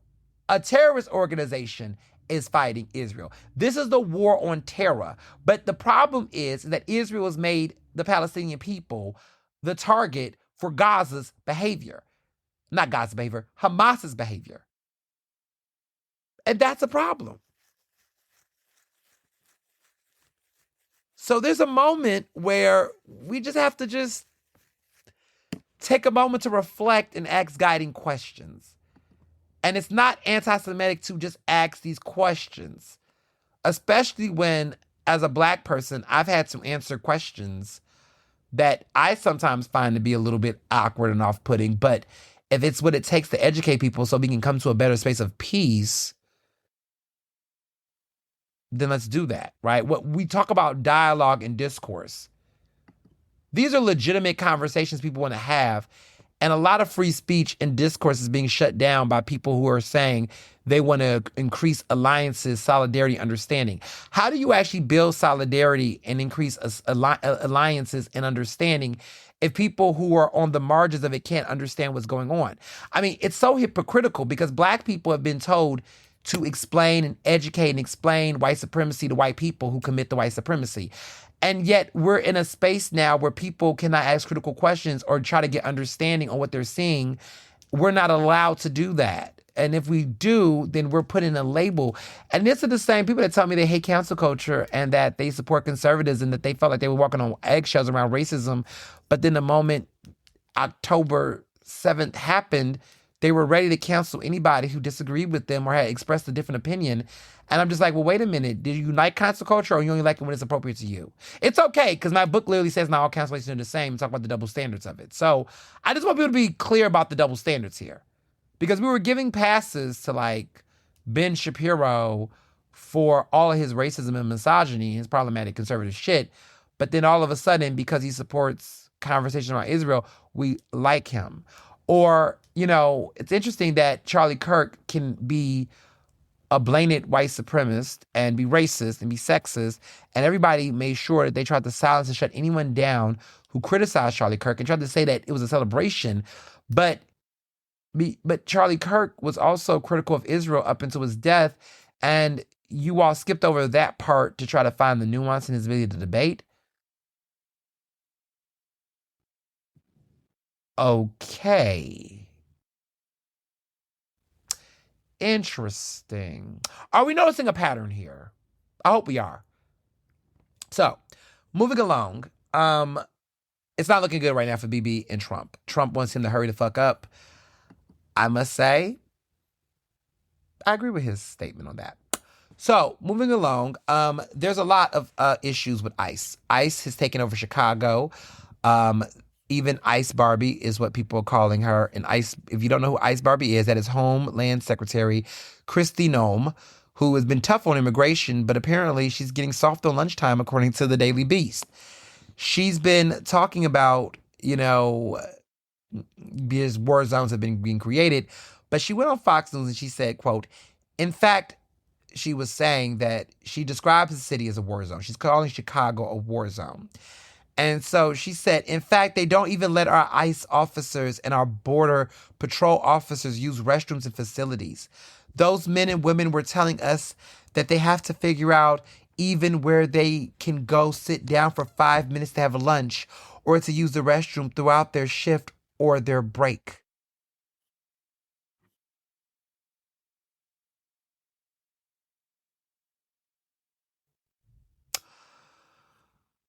You wouldn't have to worry about lunch or bathroom breaks if you was in cities that actually need you, which, quite frankly, none of these cities need this level of behavior. But if this is what you're choosing to do, I mean, these are choices. Like, for example, they made a meme on October 3rd. This is from the White House social media, mocking the meme. That's the October 3rd meme that always has Lindsay Lohan, her crush, and she says it's October 3rd and he looks at me or whatever. It looks like a good time and whatever. And basically they hijacked that meme and says October 3rd looks like a good time, which is when they came to Chicago. Makes this point saying that looks like it's a good time to deport illegal blah, blah, blah, blah, blah. So they're mocking it. They're relishing in their meanness. They're being downright mean. And yeah, there's a lot of criticism. Yeah, there's a lot of questions about Trump's health. A lot of people are wondering what's going on with his health. There's been some text messages that was sent to a CNN host that has now created speculation. Apparently, CNN viewers are demanding a proof of life after the 79-year-old president conducted the interview entirely by text. Like, Trump has been doing a lot of his messaging lately by text message, like with Jake Tapper. Apparently, he gave an exclusive interview to the State of the Union host on Sunday. Trump is 79 years old. Apparently, he was answering his text, like he was texting his answers in an unspecific time during the show, before the show, rather than speaking and speaking in person or calling. So everything was through text message. Like, Jake Tapper showed the text messages on the screen as opposed to like an audio. And people are pretty much like, can we get a proof of life? Like, no one's seen Trump since Tuesday. Maybe, like, he hasn't been seen since Tuesday. Last Tuesday, to be exact. So people are trying to find Trump or just check on him. He did an interview with a Republican conservative radio station a while recently, and they were asking him about how he's doing. He kind of referenced that he hopes to, just still be here, be alive in 2026. And he wasn't talking about his political career. He wasn't talking about the Republicans maintain the House. He was talking about himself.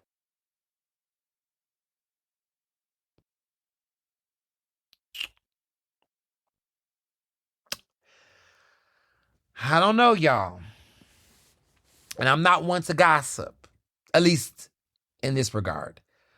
But let's just hope everybody is well. Everybody's healthy. Everybody is focused and doing their jobs. And that's I'm just hearing there's a lot here. And we just want everybody to be healthy and well. And yeah, some interesting things are being said.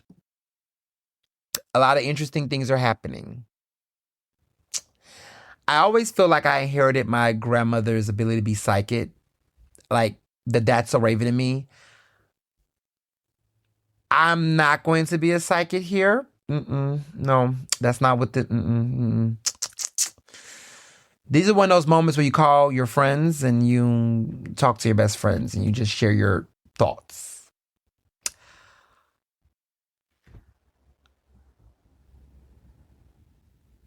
We're going to move on. This is what is called pick up what I'm putting down and just pick it up. That's all I'm going to say. We're going to move on. So ICE is coming down on Chicago to the point where, I think I mentioned this about an episode or two ago that Malcolm Kenyatta was about to have J.B. Pritzker at a fundraising event, and it was this past weekend. Well, guess what? Malcolm Kenyatta unfortunately did not have J.B. Pritzker there because I was given a tip on Friday night.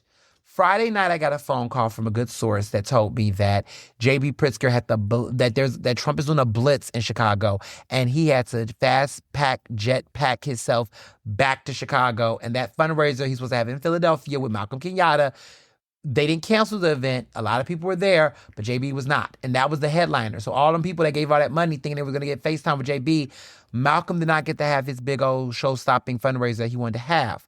So JB was not there, but there was money raised nonetheless.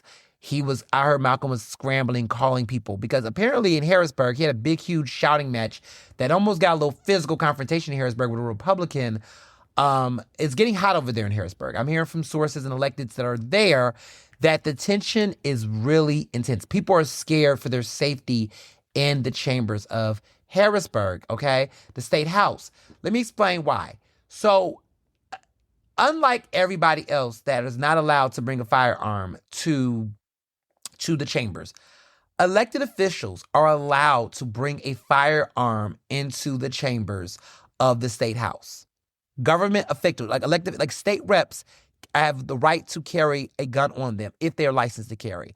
So in the chambers, right, when they're debating and arguing, at any moment, those Republicans aren't, the ones who are licensed to carry, they can carry. They're holding a gun. The rule is you must have it on your bodies at all times. So you cannot put a gun in your office, in your desk, or something like that. You have to have it on you at all times. Apparently, it's been getting really intense in those chambers where people are worried that could political violence happen? Could something go off? Can somebody set it off in there? Literally, this is serious.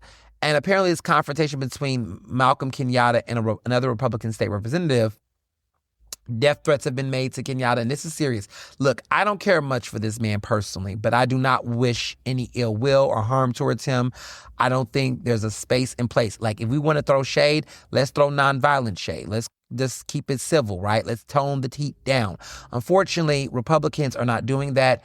Allegedly, Malcolm, since he is the vice chair of the DNC, he is a higher public figure. He's getting death threats.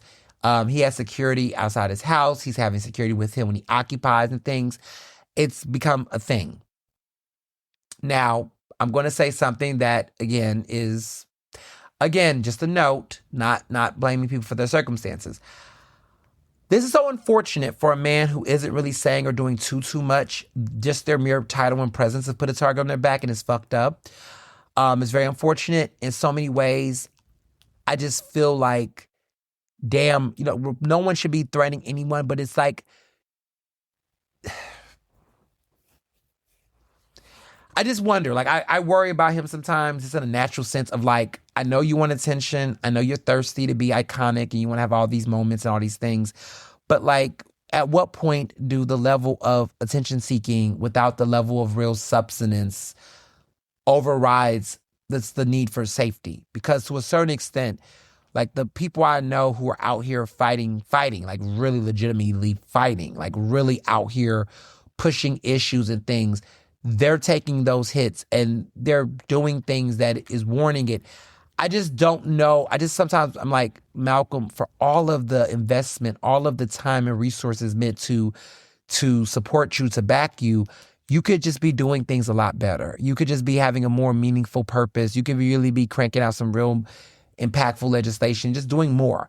He's apparently collaborating right now with Rick Kaczewski, which is a shocker because I'll be quiet. I'm not going to stir that pot. That's a little messy. I just think it's an interesting collab between the two of them. I'm just going to leave it at that because, well, actually, I'm going to go a little deeper, okay? Because listen, this is what y'all listeners are speaking about. I'm speaking hypothetically. What if a person, hypothetically speaking, allegedly, I'm not talking about Malcolm Kenyatta or Rick Kaczewski. I'm just making a random comparison in the middle of a conversation that is not naming them or saying them, but I'm just talking hypothetically. What if I told you one of the people in that situation talks so much shit about the other person, and I'm talking randomly. I'm not talking about these two. I'm just talking in general. I'm just saying, like, hypothetically, imagine if two people got together to do something and one of the people was like talking shit about this person all the damn time and couldn't stand their guts, but decides that they should collab to do something hypothetically together. I'm not saying that's Malcolm and Rick Kaczewski because I didn't say who did what and which one did what. Allegedly, right? I didn't say any of that. I'm just saying, what if two people decide to collab and one of the people like really have talked shit about this person all the time and clearly is doing this to ride coattails and to do whatever. I'm not going to tell you which one is doing it because it might surprise you. Who knows? All I'm saying is people in Harrisburg be fake as fuck. But we knew this. Politics is fake. People are fake. People always are doing what they got to do to get what they want to get. But maybe, who knows? Maybe allegedly somebody might have had a tea time and talked amongst each other and said, you know, look, we had some issues in the past. I like you. Let's move forward. Who knows? Maybe they did that. And if they did, I'm happy for them. But anywho, Pritzker couldn't be at that fundraiser because he had to deal with Chicago. And that's created its own problems. So, that's that with Republicans. Democrats, we got into some of the stuff going on with the Democrats.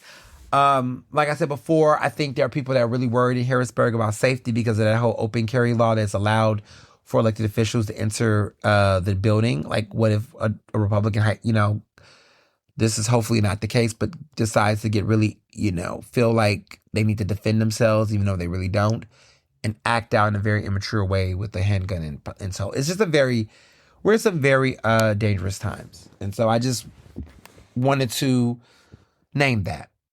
So let's get back to it.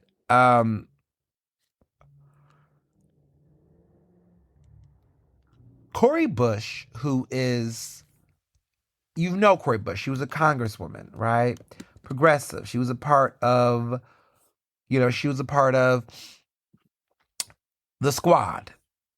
She was in Missouri. She was the representative for the 1st Congressional District. She served 2 terms. She was a politician. She's a nurse, a pastor, Black Lives Matters activist. She's 49 years old. She's built, a name for herself.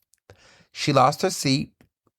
It was very intense, but she's coming back. She's coming back. She's coming back. And that's a pretty big damn deal. She is seeking her old seat in Missouri, which is reliably blue, is Democrat.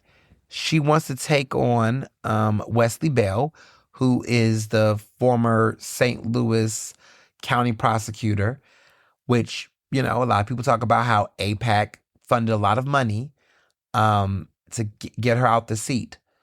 And so she wants to come back because, there's a lot to unpack there, right? This pro-Israel PAC, which is AIPAC, put a lot of money in unseating her because she was very critical of Israel. And so Wesley Bell got the seat. Wesley Bell is a black man. He's a black man, but he's very different. It's been reported by MSNBC and other outlets that Wesley Bell benefited from large campaign donations from AIPAC and other pro-Israel groups at a time where, Cori Bush was advocating on behalf of Palestinians in Gaza. She one time called for Israel's retaliation she referred to their retaliation for the October 7th attacks that happened to them by Hamas. She described what they've been doing in response since then as an ethnic cleansing campaign. Yeah, it's a lot. Uh, it's gonna be an interesting race. It's gonna be an interesting race. And there was a lot of controversy, right? One aspect that Wesley Bell had said when she ran for office previously was that this was in 2024. But he basically resurfaced claims that, Cori Bush misused funds for personal gain while in office, which she has always denied. And she denied it during that time. In 2024, the Department of Justice had opened an investigation basically into her because she hired her husband on her security team. And she claimed that she did that because she did so out of fear for her safety. Um,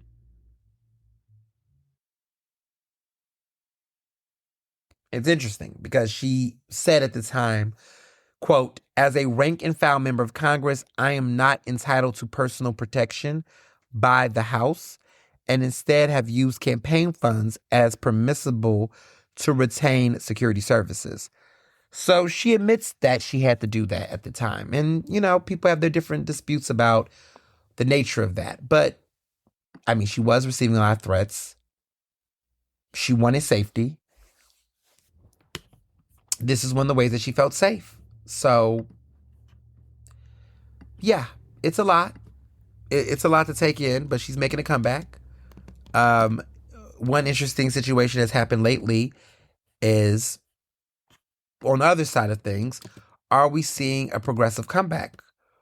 Will there be a conversation about would there be a conversation about the return of progressives? Mondani is looking ready to take over New York, in November next month. But we see that happening, which brings me here, right?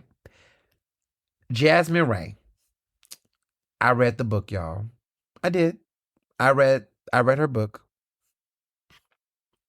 I have thoughts. Let's talk about it. So first of all, this is the woman that, she wrote a book, a self-titled, self-published book that came out. Somebody hooked me up. The book came out on Sunday. Y'all know I got my hands on it a little earlier because, I got my ways. The book is called Political Humanity, a memoir of love, legacy, and New York City politics. So Jasmine Ray, served at City Hall. She got a $160,000 a year job. And she's now sharing for the first time that she had a relationship with him before he became mayor.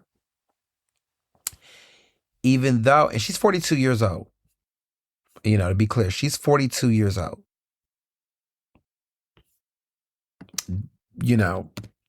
So she's, 42.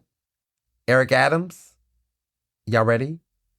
He's 65 years old.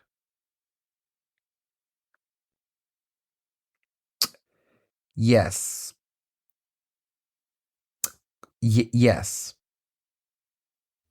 There's a 23-year-old age difference between them.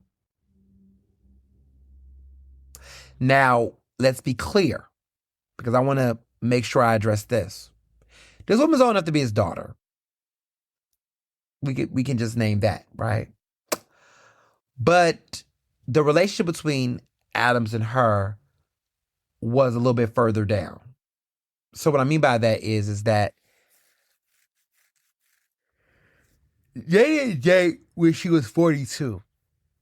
They dated when she was in her 30s. Like in her 30s. And he was probably in his late 50s or his 50s when she was in her 30s.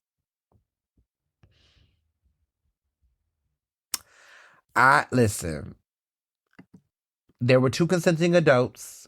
I'm not making a judgment call on the nature of the relationship. I'm just saying there's a 23-year age gap between them. But y'all get what I'm getting at, right? He hires her years later.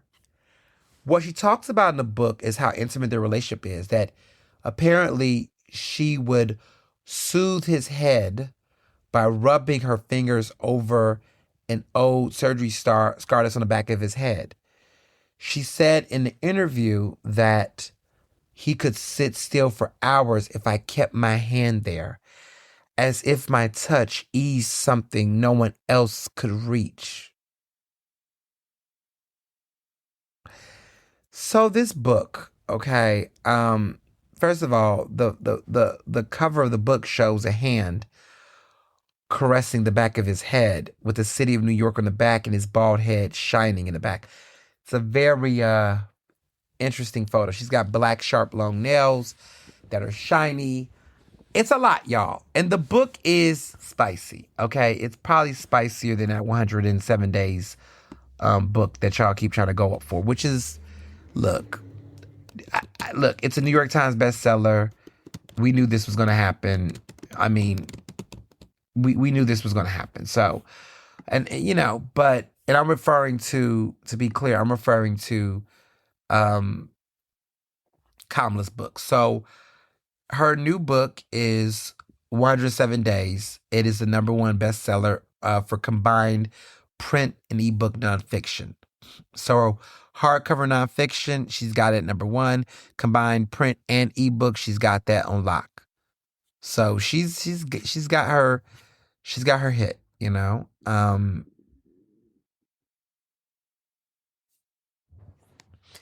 I mean, we knew the book was going to sell. Her book is number one. Poems and Prayers by Matthew McConaughey is number two. Awake by Jen Hatmaker is number three. Bill O'Reilly has books. I mean, I don't know. People stay reading Bill O'Reilly's books. But he's co-authoring these books, which is very telling. And then you got Softly as I Leave You. This is the Priscilla Presley book, which is very messy. Very messy book. It's called Softly as I Leave You, Life After Elvis. Listen, Miss Priscilla been spilling tea. She's been spilling a lot of tea. The girl has been messy, okay? And I'm gonna keep it cute. But that Priscilla Presley book is messy. I was like, girl, she waited for her daughter to be dead before she spills the tea about Michael Jackson, Lisa Marie Presley. Like, ma'am, you're 80 years old. Why are you doing this? Like, what are you doing? And it's interesting because it's just so much there. I mean, there was a movie made by her, so I guess she wants to have the last laugh, right? Elvis would have been 90 years old, and Priscilla is 80. Elvis Presley would have been 90. There was a 10-year age gap between them. But yeah, but y'all know what that means, right? When they dated, right? I'm gonna be quiet, but there's a lot going on there, and a lot of people like Priscilla because she was Elvis's only wife, and so she always played into like the I'm the only wife situation compared to like she's the one who she never remarried, kind of like how y'all want Kobe Bryant's wife Vanessa to be. Like y'all want these women to like forever. Like Coretta Scott King never married anyone after Dr. King, right? It's like, I don't know. I wonder if some of her behavior is resentment towards her children for doing what they want to do and living their life outside of the shadow of their. Okay, I'm just gonna keep it cute. Moving on, back to my point. Before I digress even further, this book, okay, that I was talking about earlier, this messy book. I read the book. It is Political Humanity is a very messy book, y'all. It is a fast read. She's not okay. So listen. The Eric Adams tea, a lot of the tea was very telling. I think that in a way he might have dropped out the race because of this. But it's good. It's an interesting book. I will say that. She's selling it all over the streets. The website is called politicalhumanitybook.com. She has an audio book. The ebook is $10. The audio book is $12. There is going to be a hardcover of the book on Amazon. That is going to be sold next Sunday on October 12th if you want a print copy. Um, but it's going to be sold on Amazon. But yeah, October 12th, Amazon hardcover, Amazon paperback is out. Or it's going to be out on October 7th on Tuesday. So she is selling those hardback copies of the book. But I mean, it's a very interesting hustle. I mean, she's getting a lot of buzz off of it. People are even saying they want a movie. Like that's the state of our current political system. And it's an issue with Democrats, right? Because we got our scandals too, Dems. Like Dems have their own scandals, whether it's dealing with the Eric Adams nonsense, the progressives fighting amongst each other. Like Dems,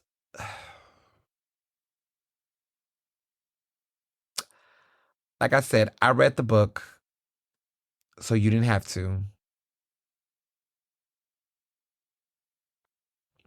I think this is why he dropped out. I think this is what's like the last straw for him. I think this is why Eric Adams dropped out. I think this situation was like that moment. He was like, okay, here's it. Like he got tipped off, I think, and he was like, you know what? Y'all can have that. Y'all can have that. I think that's where his headspace was. But we'll never know until we know. And the way his ego is, we're gonna probably get more lies and more ego than we're gonna get the truth. So buckle up. So this week with media, there's been a lot of interesting changes. Some good and some not so good. But I want to start with the good. I'm excited that The Root is now officially Black owned. It is back. Now, its origins was initially Black owned, and then Geo Media, you know, took over it, and it kind of lost its pizzazz for quite some time. But it's back. It's Black owned. It's officially Black owned now. The CNN commentator, um, her name is Ashley Allison, who used to be a former Obama Biden White House administration official. She's acquired the digital media outlet through her company, which is called Watering Hole Media.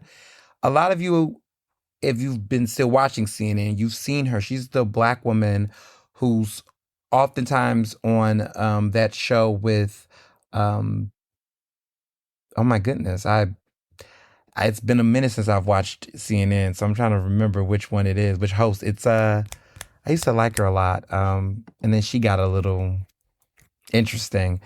But she's on this show, and she always argues with the Republicans, like the roundtable conversations that they have.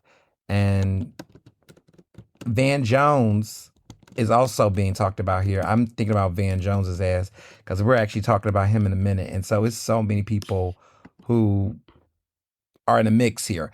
But Abby Phillip, she's on Abby Phillip's show at night, that primetime show that is very messy, and she's often a regular on there. Now, Laura Coates is who I kept thinking of because I like Laura Coates.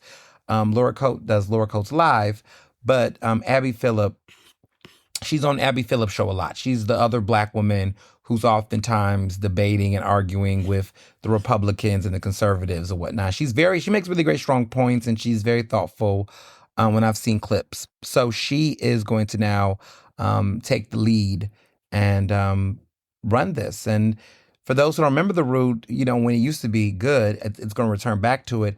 It was founded in 2008 by Henry Louis Gates and the former Washington Post publisher Donald E. Graham. It was supposed to be like this digital hub that was supposed to have the same influence of the Amsterdam News, which is New York's oldest Black newspaper, the Chicago Defender, and of course, W.E. Du Bois's The Crisis. But then there was a lot of other changes. They got owned by Geo Media, and a lot of people argue that's when it went downhill.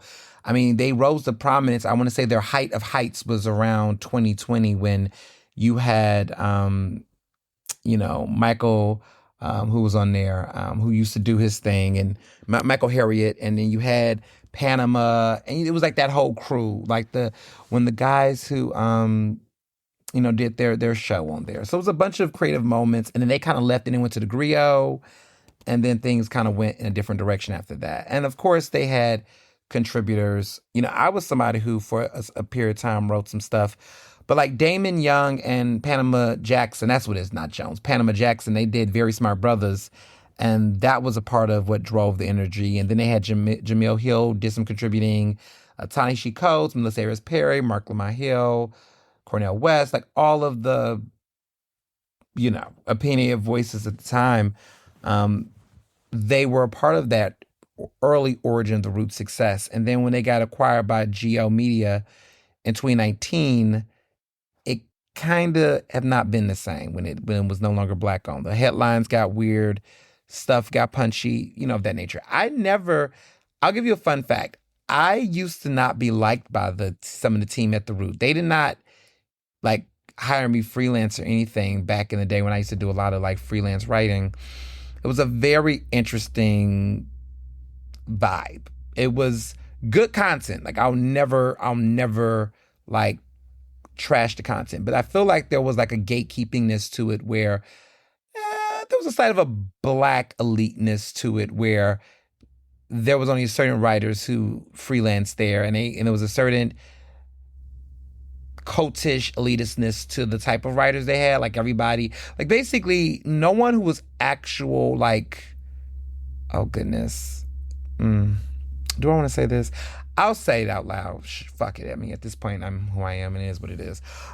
They didn't really get writers. Most of their contributors and voices they were on there were never actual like journalistic voices. It was oftentimes a lot of people who were like scholars and I guess famous people.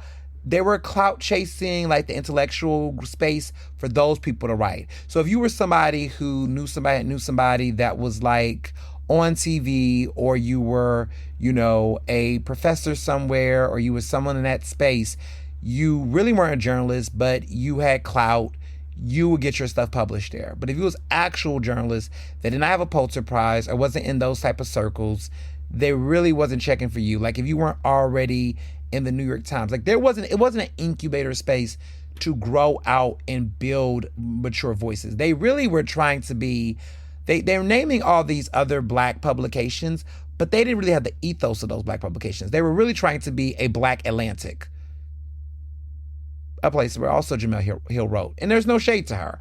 But like all of these people who were like TV personalities and media personalities, or folks that were like New York Times bestselling authors, that's where they published them. They weren't really creating a space for different Black voices, more queer Black voices. It was the Martha's Vineyard crowd. Now, could I get published in the Root today? Yeah. I mean, journalism is like that type of journalism on its last leg, and I'm one of the few bad bitches still doing it. So yeah, I'll get published in the Root today. Someone, they called me, I would write. And what's funny is that when Geo owned them recently, I wrote a couple of pieces this year for them. One about the Roots Picnic and a couple of pieces. And some of the right Black editors that have stayed on board, they're cool. But like it got the doors opened a little bit more once the bougie Blacks left. I'm not going to hold you. Like a lot of those people, when they left the scene and left because of editorial disagreements and clashing or whatnot, they started to call a brother up. But at that point, they were like kind of not where they used to be. So let's just say there's new leadership.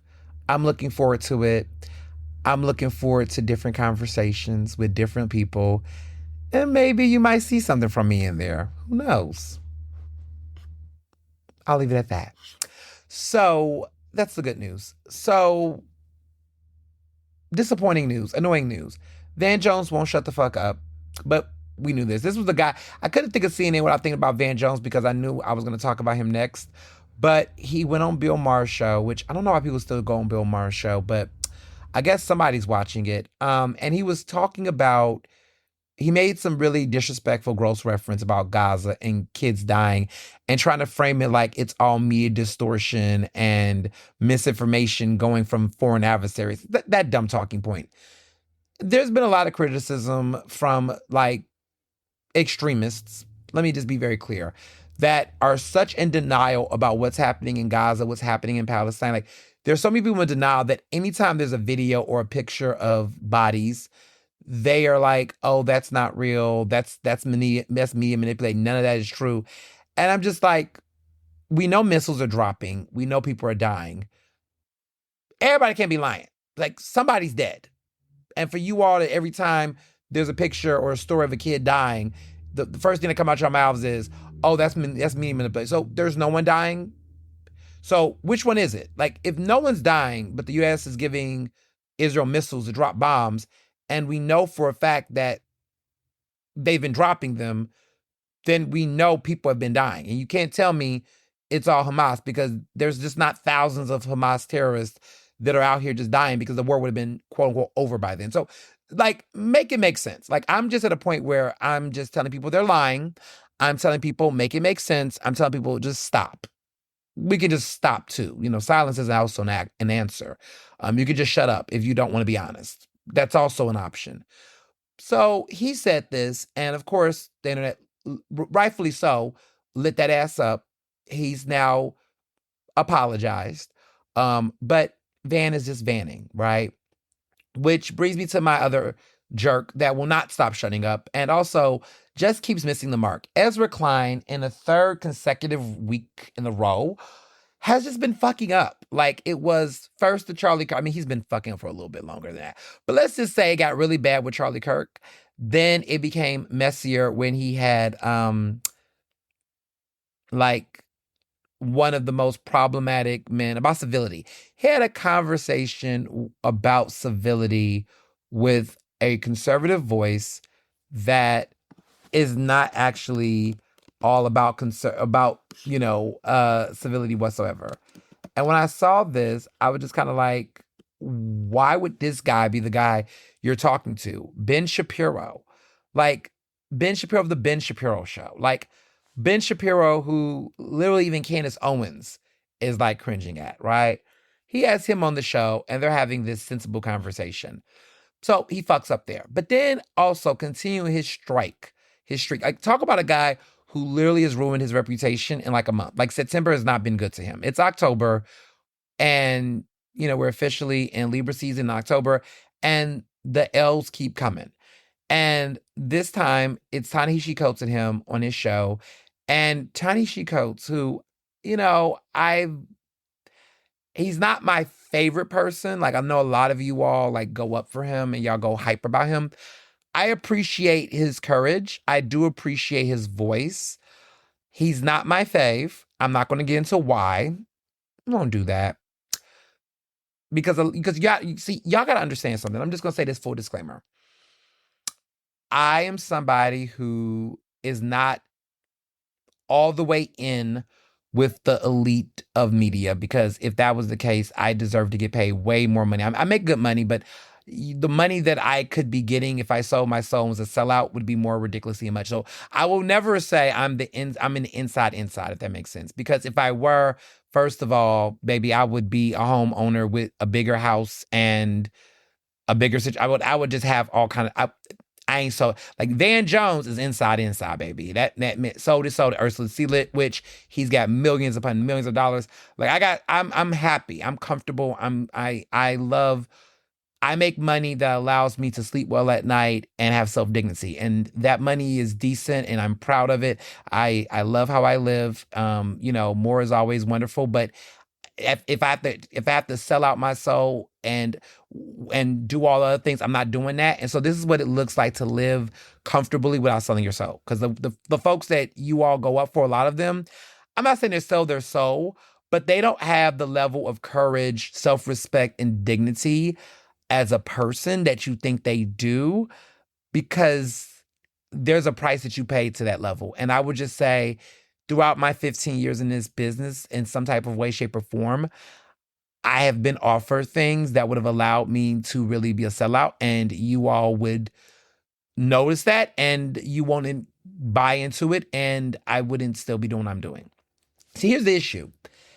When you come into the game really raw, really true, really to yourself, really straightforward, at that point, the only way to go is down at a certain price point. And so I know what that peripheral is of money, and I'm tap dancing on where I'm at to stay in that line, because if I cross that line to a certain degree, I know what's going to come with the expectation.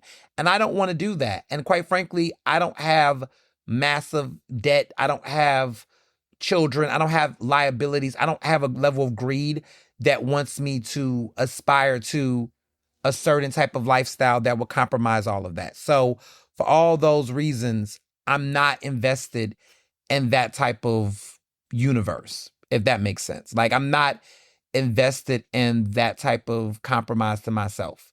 So I always say that I am the guy who is inside. I'm in a room. I party in spaces where there are insiders, but I am not the insider because, baby, I don't have that kind of insider money. I'm not in that world, but I know where they are. I've partied with them. I've been in the rooms with them. I know their bosses. I know their agents.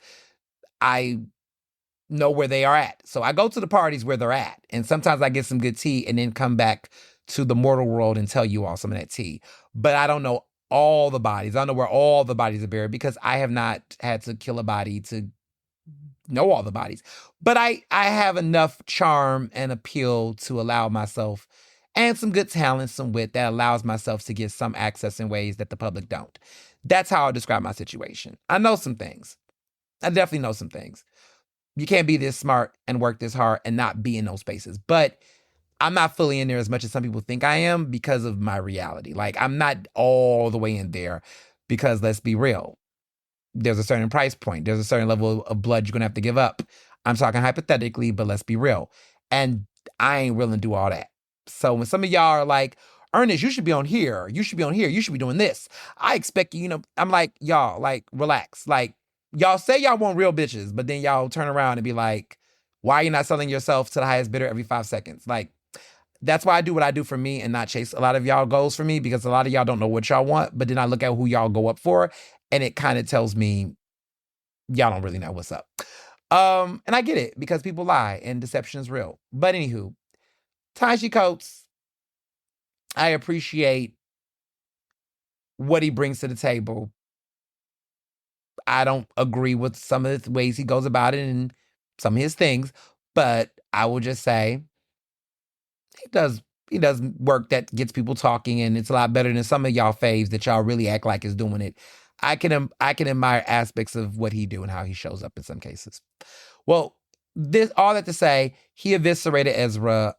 Ezra Klein couldn't hold a toothpick to the match that was lit in the firecracker that was Ta-Nehisi Coates' points and reasoning and rationale, and he ate Ezra up. And the issue with Ezra Klein is that Ezra Klein is a white man who lives in this theoretical world around politics that's not even practical, applicable, or even realistic of the current state. And the reason why he cannot ever see past that world is because he don't know anything about it. Like, he can't relate to the suffering of folks that he oftentimes talk about abstractly. He doesn't actually have a sense of a critical racial lens.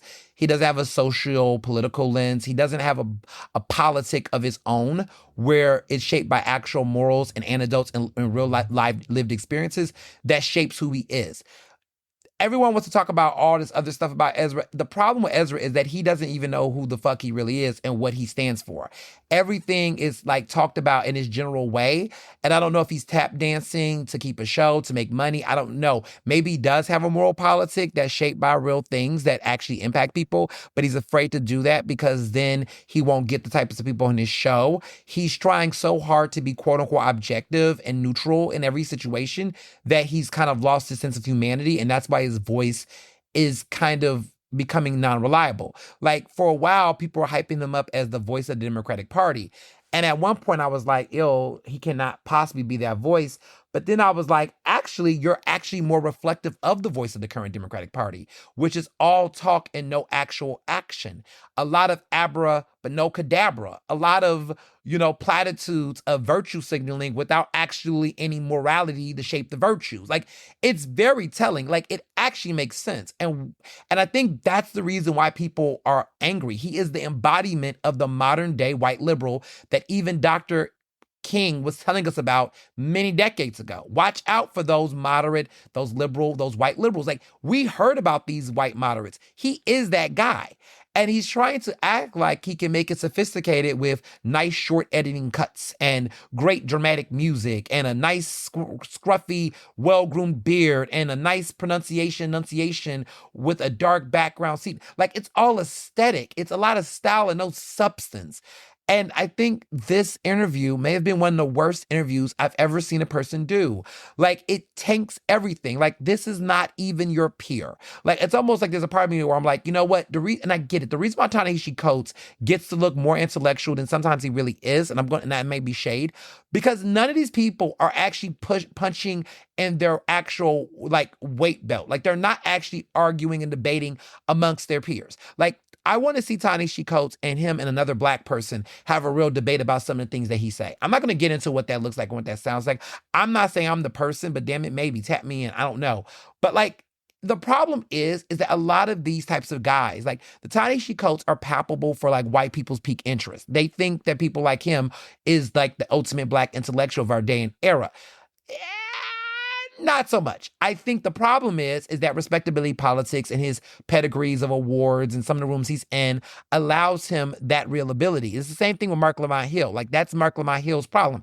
Y'all are finally finding out how like narrow-minded he can be and how dense he is because of how he also performs a level of intellectualism because he's not punching in his weight class. What I mean by that is he would rather go on the Joe Budden podcast and debate those guys and make himself sound smarter, right, than actually handles his weight. Like, everyone thinks Charlie Kirk was this intellectual, but Charlie Kirk was out here arguing with like adolescents and young adults that were trying to develop their debate skills. He wasn't really trying to have a real fight. Like, he wasn't trying to debate his own. Like, I could have debated him at Oxford Union and we were around the same age. We would have been able to have a real debate and I would have lampooned. I would have went in. I would have definitely gave him a run for his money. Instead, he chooses not to do it.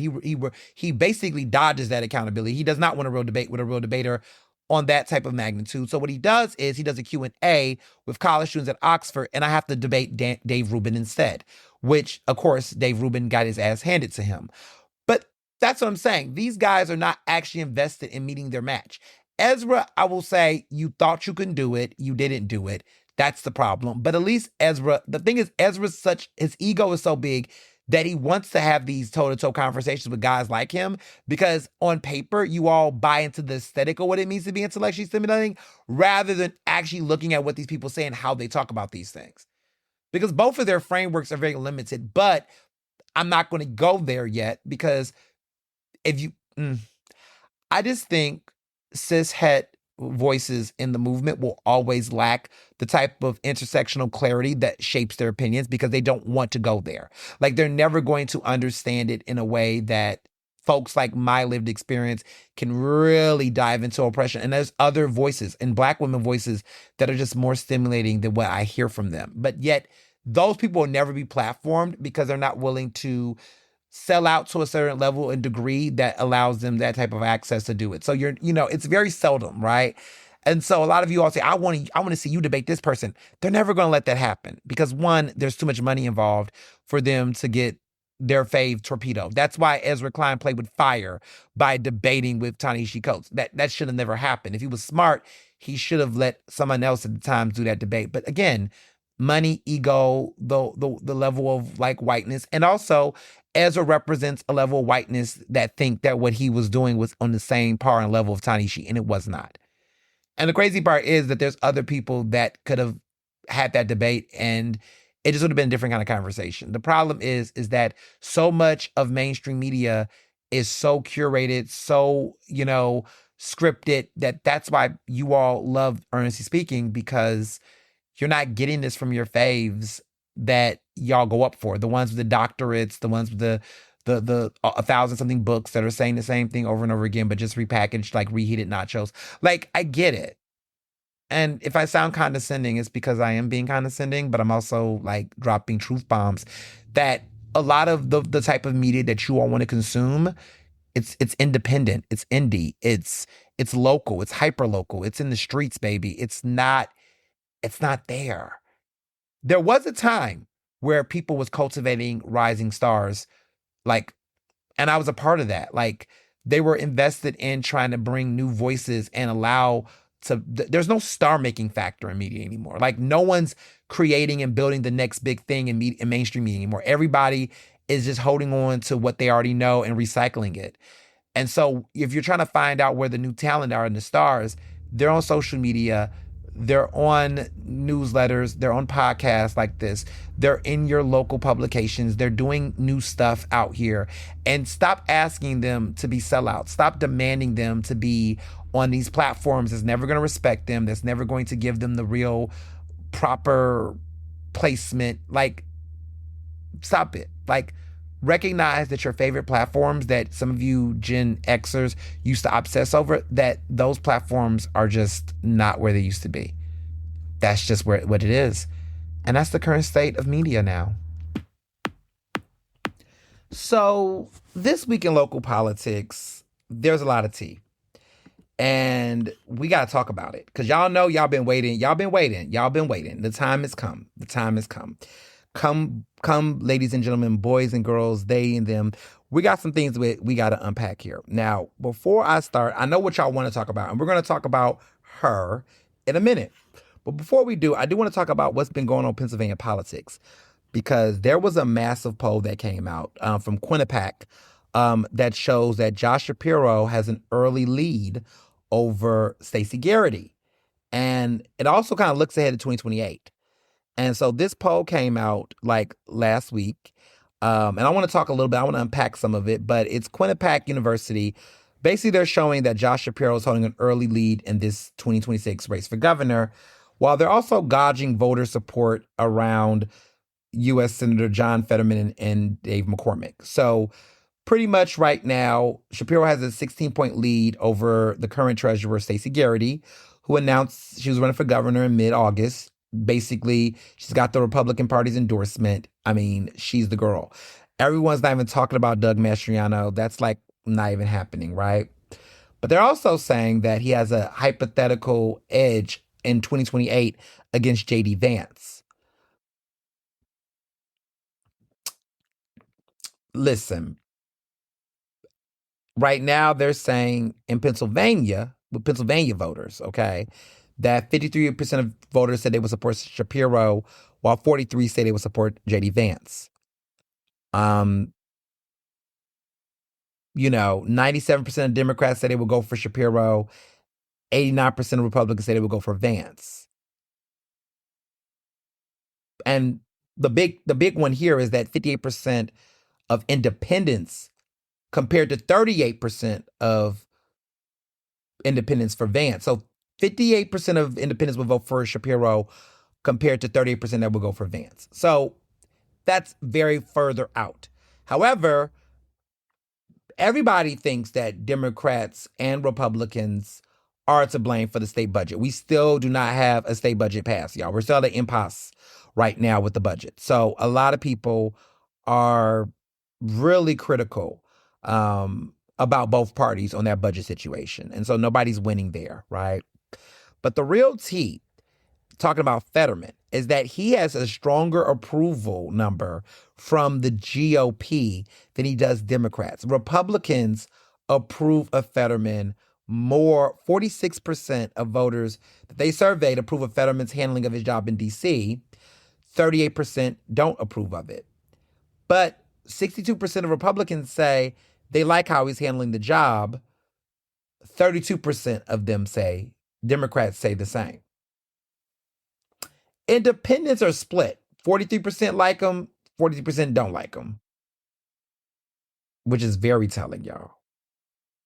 Now, with McCormick, 39% of voters say they approve of how he's handling his first term in the Senate. So that is less than what Fetterman got.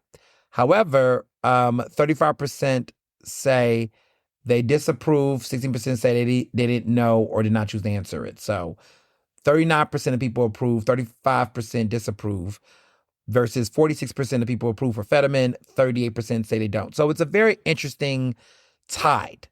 But Republicans really like Fetterman, which makes it a point that he might be that interesting moderate Democrat. Could you imagine? Listen, I know I interviewed him. I knew that I interviewed him, and look, I don't regret anything I've done because in reality, I did what I did, what I knew. If I would have known this man was who he was, who's going to be, this was about face. This is a 180. Like, let's be for real. Like, Fetterman, like, completely did a fake out. It's like if I told you today, how do you feel about Beyonce? And we all said we love Beyonce. And then we find out Beyonce is just this horrible, ridiculous, crazy nutcase. Like, you would be like if somebody told you Beyonce was evil, you'd be like, there's no sign that pointing that Beyonce was gonna be like that. Like, chill out, right? Like, even Kanye, right? Like, I am never going to tell any of my friends who liked Kanye when I was in high school, told you Kanye was bad. You know, look what he did to Taylor Swift. I told you he was gonna be a monster. Like, no, we didn't know. No one knew Kanye was going to be the man he is now. Like, no one saw that coming. Like, and anybody who did was just somebody who just never really liked him in general. Like, I just wish people would be honest. Like, Malcolm Kenyatta, I told y'all who Malcolm Kenyatta was, and there were lots of signs throughout Malcolm Kenyatta's tenure that he was going to be the person he is today. Like, let's be for real. Like, y'all just like who y'all like, and y'all like the prop up who you want to prop up with. There are certain people that we knew. Like, Van Jones, baby, Van Jones was everything that Van Jones was going to be. No one was shocked by Van Jones the way he turned out. Like, there were signs all the time. People just avoided them because they liked him and they were obsessed with him in the stan culture. Sometimes people are who they are and we see the signs. And then some people completely do a 180. Like, Fetterman is a complete 180 to even his own team, right? There's just some people that show their entire ass. Cheryl Parker's not one of those people. Like, we know who Cheryl Parker was going to be. A lot of y'all that's like, oh, I didn't know Cheryl was going to be like this when she was mayor. You're lying. You just didn't care because you just wanted to believe the dream.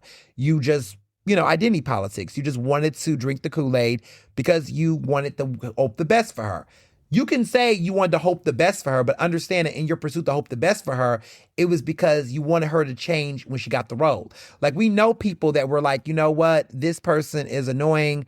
We just want them, maybe if they get a chance to be in a leadership position, then maybe they'll turn a different leaf. I get that. I was like that. Like, people say, look, maybe if Ernest gets these different opportunities, maybe certain things will happen. Yeah, it's called growing up. Like, I grew up and evolved through time. I got opportunities and respect that allowed me to navigate and move a different way. I get that. We all should aspire to that, right? To be able to see a person that we admire and say, maybe if this person gets a new opportunity, maybe they'll shine. Like, I was somebody who was hungry for an opportunity to really showcase my talent. And I was blessed with that. And that's why I'm where I'm at. And it didn't bomb.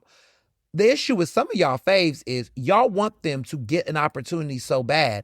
And then they get the opportunity and then they bomb. Like, they're not doing as good as they could do because that's just not what happened to them. It's kind of like Nicki Minaj. Y'all really, really, there are people, fans, who always knew Nicki had some problems, but we really wanted her to get to a point where she would have that opportunity to shine. She got to the top and she damn near bombed. Like, there's just people like that. There's players, like you say, look, they were a good college basketball player, but they weren't really for the big league, right? That's okay. Shit happens. So, yeah, that's the case we're currently in with that. But we're going to see how this plays out. I feel like these polls might be a little bit too premature, but I just want to put a placement there so people can see where it's going. And also connect some other dots. Shapiro made a $250,000 donation to the Pennsylvania Democratic Party. And some of that is connected to the fact that the new executive director who's running that party is Larry Helsham Jr., who is a longtime Shapiro ally. He's the new executive director. He is a black man. He is youngish. He's not in his 50s. He's a very youngish guy. He's definitely in the world. This is very a precedent. There's been several people who has been the state's governor who's put one of his deputies in that position. So, for example, Kevin Washoe, who was executive director of the party from 2010 to 2012, he used to be a former ally of Governor Ed Rendell. And then, of course, I don't know if y'all knew this, but Sincere Harris was a political director for Governor Tom Wolf, and then she eventually became the executive director of the Pennsylvania Democratic Party. Did y'all know that? And now she's a deputy mayor, top aide for Mayor Cheryl Parker. But then she also worked for a stint for the Kamala Harris vice president campaign side in 2020. So, there is a pattern here. So we've had lots of diversity. Sincere Harris is a black woman. This guy's a black man. So we've had people, there's been a lot of diversity in the executive director scene. Those people go off to be in other positions and things. So it's interesting that, of course, Shapiro dumps that money in. But it should also be noted that he was not the first to drop some big dollars. Fetterman recently gave some big money to the Democratic Party recently. And I just thought interesting, a lot of people didn't talk enough about that, but Fetterman pledged $100,000 to the Pennsylvania Democratic Party. And so I feel like Shapiro, being the governor he is, he wasn't going to let Fetterman have those bragging rights. The two of them don't like each other, by the way. They low-key like Fetterman has Shapiro has a lot of beefs, okay? Fetterman and Shapiro don't like each other because I hear from close sources that part of the reason why Shapiro was not the VP pick for Kamala Harris is because of the fact that, people like Fetterman on the low told her aides, this guy's a snake, referring to Shapiro, and he can't be trusted, and pretty much was very critical of that. And that played a role in it. So, just a little brief history lesson.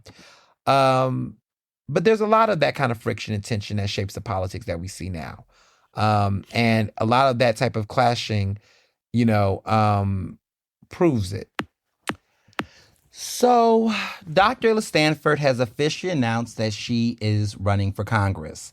The cat's out the bag. She announced, of course, it was a shakeup. Now, we knew this was coming.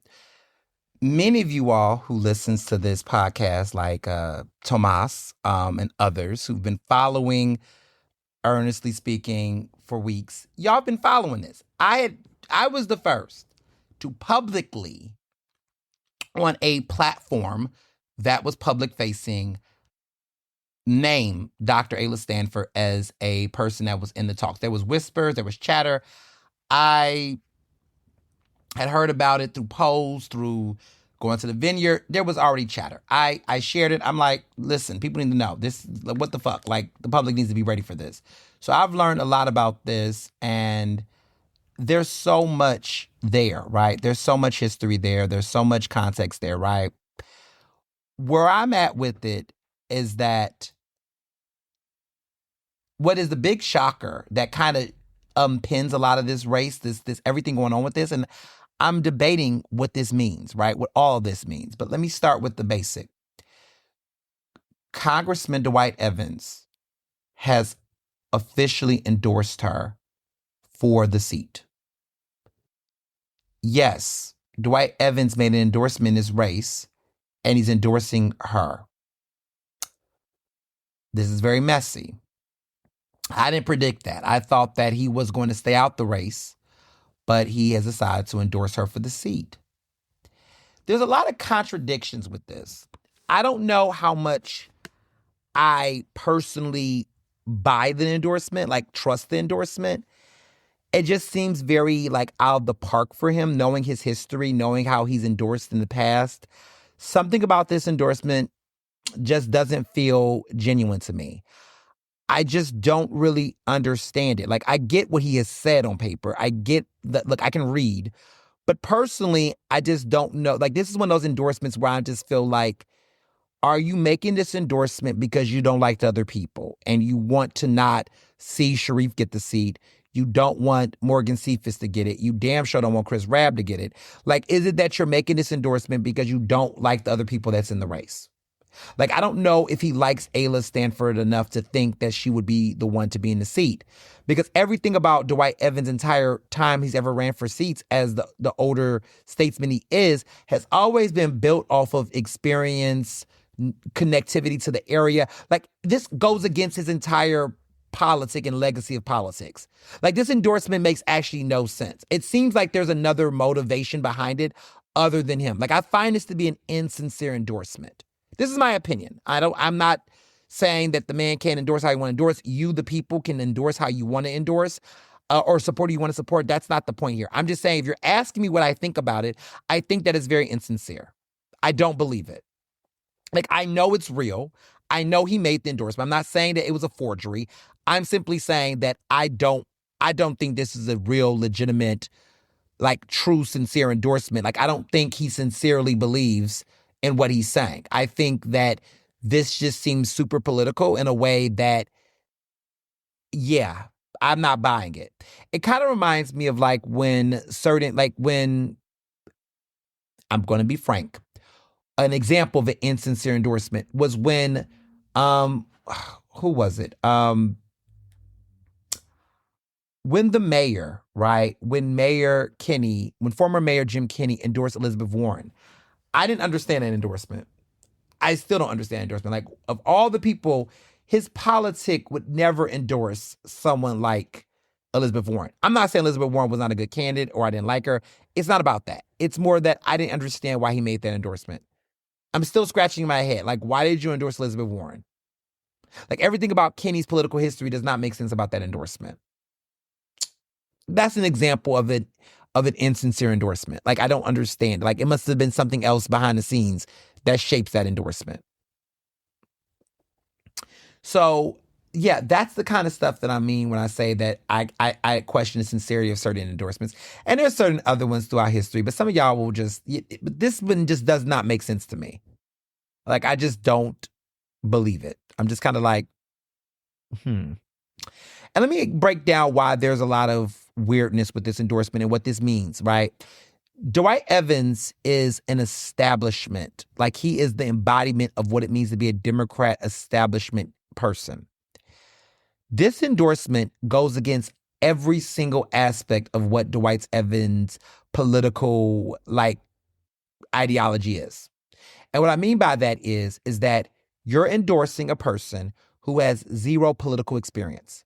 Dr. Ayla Stanford is running for Congress, and she literally has no political experience whatsoever. She's never been a city council person, a state rep. She's never been any of those things. Like, she's never actually been a legislator before. And she's running for one of the most top legislative seats in the country. Like, this is a national federal seat. You're running for U.S. Congress. Let's just start there. Some of y'all will say, well, AOC did. Baby, this ain't AOC's district. And baby, this ain't Texas. This ain't New York. This ain't no Hold'em. We're talking about the Philadelphia Democratic political establishment. You're running for a seat with no political experience, and you're running for Congress, and you got an endorsement by an establishment player. Like, I just want y'all to pick up this and make this make some sense. So let's start there. The second thing is, okay, that reality. She does not live in the congressional district to which she's running for. She lives in Montgomery County. She lives in Mary Gay Scalone's district, okay? Now, let's be clear. Federal rules and election rules for congressional seats are different. You do not actually have to live in the congressional district that you're running for in order to have this seat. So she doesn't actually have to live in the district to run. Yes, that's true.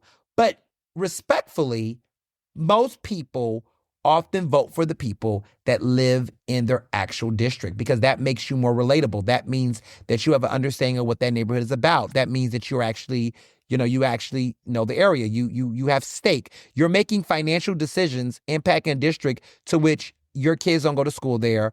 You actually don't actually have a house there. Like, you actually have no actual ties of your own personal risk. I mean, you might have an emotional connection. You might have served and volunteered, but let's be for real. You don't have any equity. Like, if you make a law or you support funding that goes in this area, there are decisions that you're going to make that's going to impact a district that you don't actually live in. So if it backfires, it don't happen, you don't get the funding, that's not going to impact your neighborhood, your kids, the schools they go to. That's not going to shape your actual district politic, congressional wise, right? And so there's something to be said for that. And so, again, Dwight Evans, when you ran for Congress, your whole rhetoric was about how you've served and you have the experience to lead. Are you trying to say that the other people that ran against you for that seat would have been better off? Like, would we've been better off not having you in that seat based on your logic? Because everybody you've supported, from Sherelle Parker to everyone else, the whole argument has always been about having experience, relevant experience, and coming from the neighborhoods and living in the areas and being with the people. Do you just realize that as a member of the Northwest Coalition, you have single-handedly shot the entire logic of your area? So now every person that runs against people that you've endorsed is going to use this new playbook that you've created. Congratulations. Congratulations, Congressman. You literally imploded your own coalition and the logic behind them. So now the doors have been opened. And it's never going to fucking close for our current modern history in this Philadelphia Republic. Like, what this means is, guys, is that fuck living in a district. You can do whatever. You don't got to be from there, is what we just heard. You don't actually have to have the relevant experience. You can be great in another career. So, baby, let me just say this. I'm not running for office, but now I want to fucking run for Congress. God damn it, let me do it. I had a wonderful journalism career. And if I could be a great journalist, I would be a great politician. Dr. Ayla Stanford has had a wonderful medical career. She's done a lot of great public good as a doctor and a physician. And because she's so good at that, I'm supposed to believe that she will be good as a congressperson.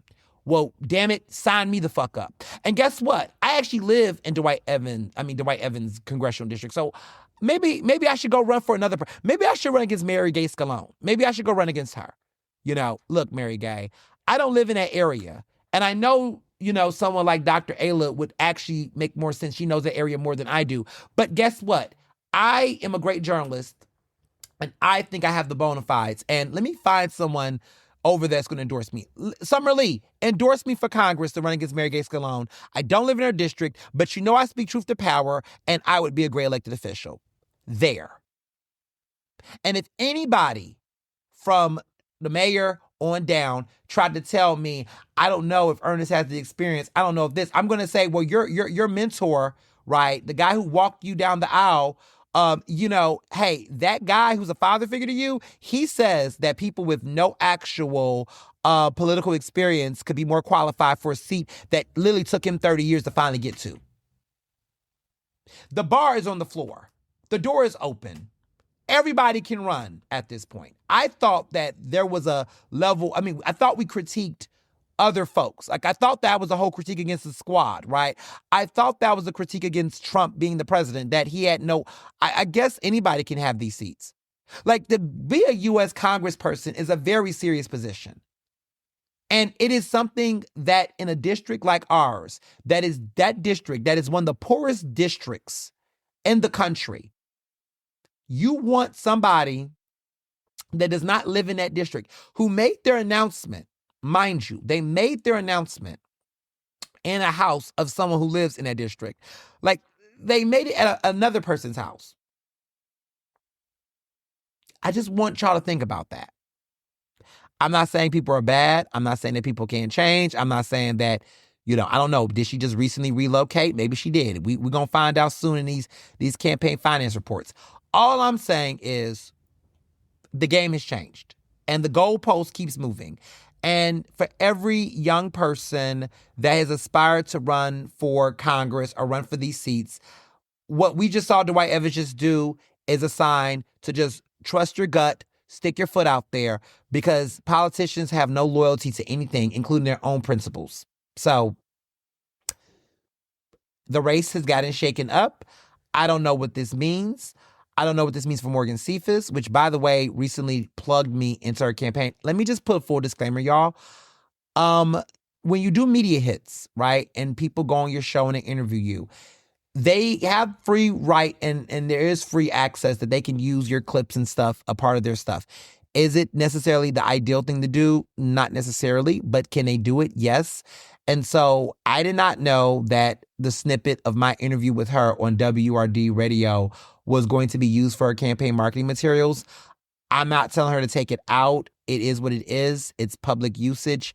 Anybody can do it. And it is what it is. But I want to make it clear that I have not endorsed any candidate in this race. I have not endorsed anyone in this race. So for anybody who might be thinking, oh, Ernest is Team Morgan, Ernest is this, I'm a reporter, I'm a journalist, I can report and share my commentary. If I was endorsing a candidate in this race, then it wouldn't even make sense for me to interview anybody. I am critical. I am critical of all the candidates. I've been critical about Sharif Street. I've been critical about Morgan. I've been critical about Chris Rabb. I've been critical about Dr. Ayla Stanford. I look forward to interviewing Dr. Ayla Stanford. I want to hear about her race. I want to learn about her like you all are going to learn about her. So there's a lot of history here, right? And so I just want to make sure I put that disclosure because there has been some chatter because they saw that video and I did share it to mention that I did not know I was going to be in this cameo, like full disclosure. But this is not an endorsement. I have not endorsed her. Do I know her? Yes, all that in the bag of chips, like I know Sharif Street, like I know Dr. Stanford, many of these individuals I've taken pictures with. They said, Ernest, I saw you took a picture with him and he was a Kappa and you're Alpha. Guess what? Fun fact, Morgan is a Delta. And I've taken a Greek picture with Delta, with her. She came to my probate, you know? Fun fact, I actually took a picture with Dr. Ayla Stanford. She's an AKA. We took a Greek photo together, like all my Divine Nine people. And Chris Rabb is not Greek, but I have met him and we've taken photos. Like all these individuals I've known because they all have like storied histories. These are all people who have done work in this city. So it would almost be nearly impossible to act like I don't know these individuals. How do I feel about their political aspirations? We're gonna grow on that together, y'all. So all I want to make it very clear, I have not endorsed any of these candidates. I do not have a favorite. Well, it's too early. It's too early. I don't have a favorite per se. And if I did, I'm not going to name it now. I'm just observing what I'm seeing. I'm taking the calls. I'm interviewing everybody. I want you as the listener and the voter to go on this journey with me as we have started this. And I want us to go on this journey to see who is going to be the next U.S. congressman in this district. That is what I'm looking at. That is what the journey is. We're going to follow this shit all the way to the primaries. And I am not making any endorsements. I am not giving any of those things until the very, very, very end when I've seen how this play out. Somebody can drop out tomorrow at this point. Somebody might drop out when these financial reports come very soon, right? We don't know. So it's too early to place your bets in, right? You can acknowledge people who might appear to be a front runner, but the games keep changing, right? Because now that Dwight Evans has endorsed Dr. Ayla Stanford, I'm not going to play Dr. Ayla Stanford like a joke because she's got a major endorsement. We cannot ignore that, right? Sharif Street, has power. He's got some major endorsements. Morgan Cephas has people that like her and is talking her up. Chris Rabb is a progressive candidate at a time where people want to see progressives. And there might be other people who I've named. You're like, what about that Neil guy? I don't know who he is, y'all. He's not reached out to me. I don't know. Like, we'll see how he plays out. But he just seems not to have the least amount of name recognition out of the people I'm naming, okay? And he's also somebody who has not had political experience whatsoever either. So the race is interesting. The race is very telling. And we're going to follow this saga all the way into the primaries, which are going to be in May of 2026. So, yeah, that's all I'm saying. There's going to be a lot to happen. And we're going to follow it because that's what we're supposed to do. That's what the journey looks like. So I just wanted to be clear about that and see how it plays out. So, yeah. Other things. This week's Ask Ernest, I want to talk about this word that I feel like a lot of you have been using a lot, and some of y'all might say I even use it a lot, but the word grace. A lot of people have been using this word grace a lot, and I have all types of thoughts about it because I have noticed the rise in the word grace, and I want to talk about it, right? So a lot of people have been using this word for a while. I'm going to put in the conversation of therapeutic speak, like in the conversation, like how people use gaslighting a lot. A lot of people use all these words and they overuse them, and some people use them appropriately. But I think the issue with the word grace is that I feel like people are using it in ways that is just not actually what grace really is. And they're using it as a buffer for their own irresponsible behavior. And it's more like I'm going to fuck up in advance. I'm going to hurt you in advance. But, forgive me for hurting you, even though it's intentional. So let's talk about what grace means, right? What it should mean and how it's not being used appropriately. So grace oftentimes means that, like, look, people are not perfect. People are imperfect, right? And so when people says, give grace over the food and they thank Jesus or whatever, right? Like I think it's interesting. Jewish people say that grace is a Christian concept, that they don't, the word grace is not something that they like actually understand. Like the grace does not like really is used in their space, right? As just Jews. And I know some Jewish people that told me that they're like, yeah, we don't really talk about grace. Like that's not a thing. But it's a very Christian-esque concept. And it comes from the understanding of Christ, right? Like Christ forgave people for their sins and therefore is giving them an extra opportunity to have eternal life. And so they're flawed humans and they are given opportunity not to just be shunned from the earth and things. So this idea around grace is that because people are made, to be imperfect, there is a space and place for you to make mistakes, but still be forgiven and still be given a chance to go above. And so God and Jesus and all the things, all of the people and things, listen, it's a religious concept, right? But that the mindset is that people are given the space to make mistakes and still be human, right? And so when people say, give me grace, it's supposed to be a sense of, I made a mistake. Do not completely shun me. Do not just completely cancel me, yada, yada, yada, right? But here's the problem, right? Let's just acknowledge the pros, right? Okay, people make mistakes. People are not perfect, right? And so there's always a mindset of like, let's give people grace. Let's give people, space to, they make a mistake. Let's give them the opportunity to whatever. So in certain friendships, a friend can just fuck up or do something that was made a miscall, a misjudgment. And you can say, look, rather than just completely no longer being friends with you, I might, take some time, give you some whatever. But people say this, right?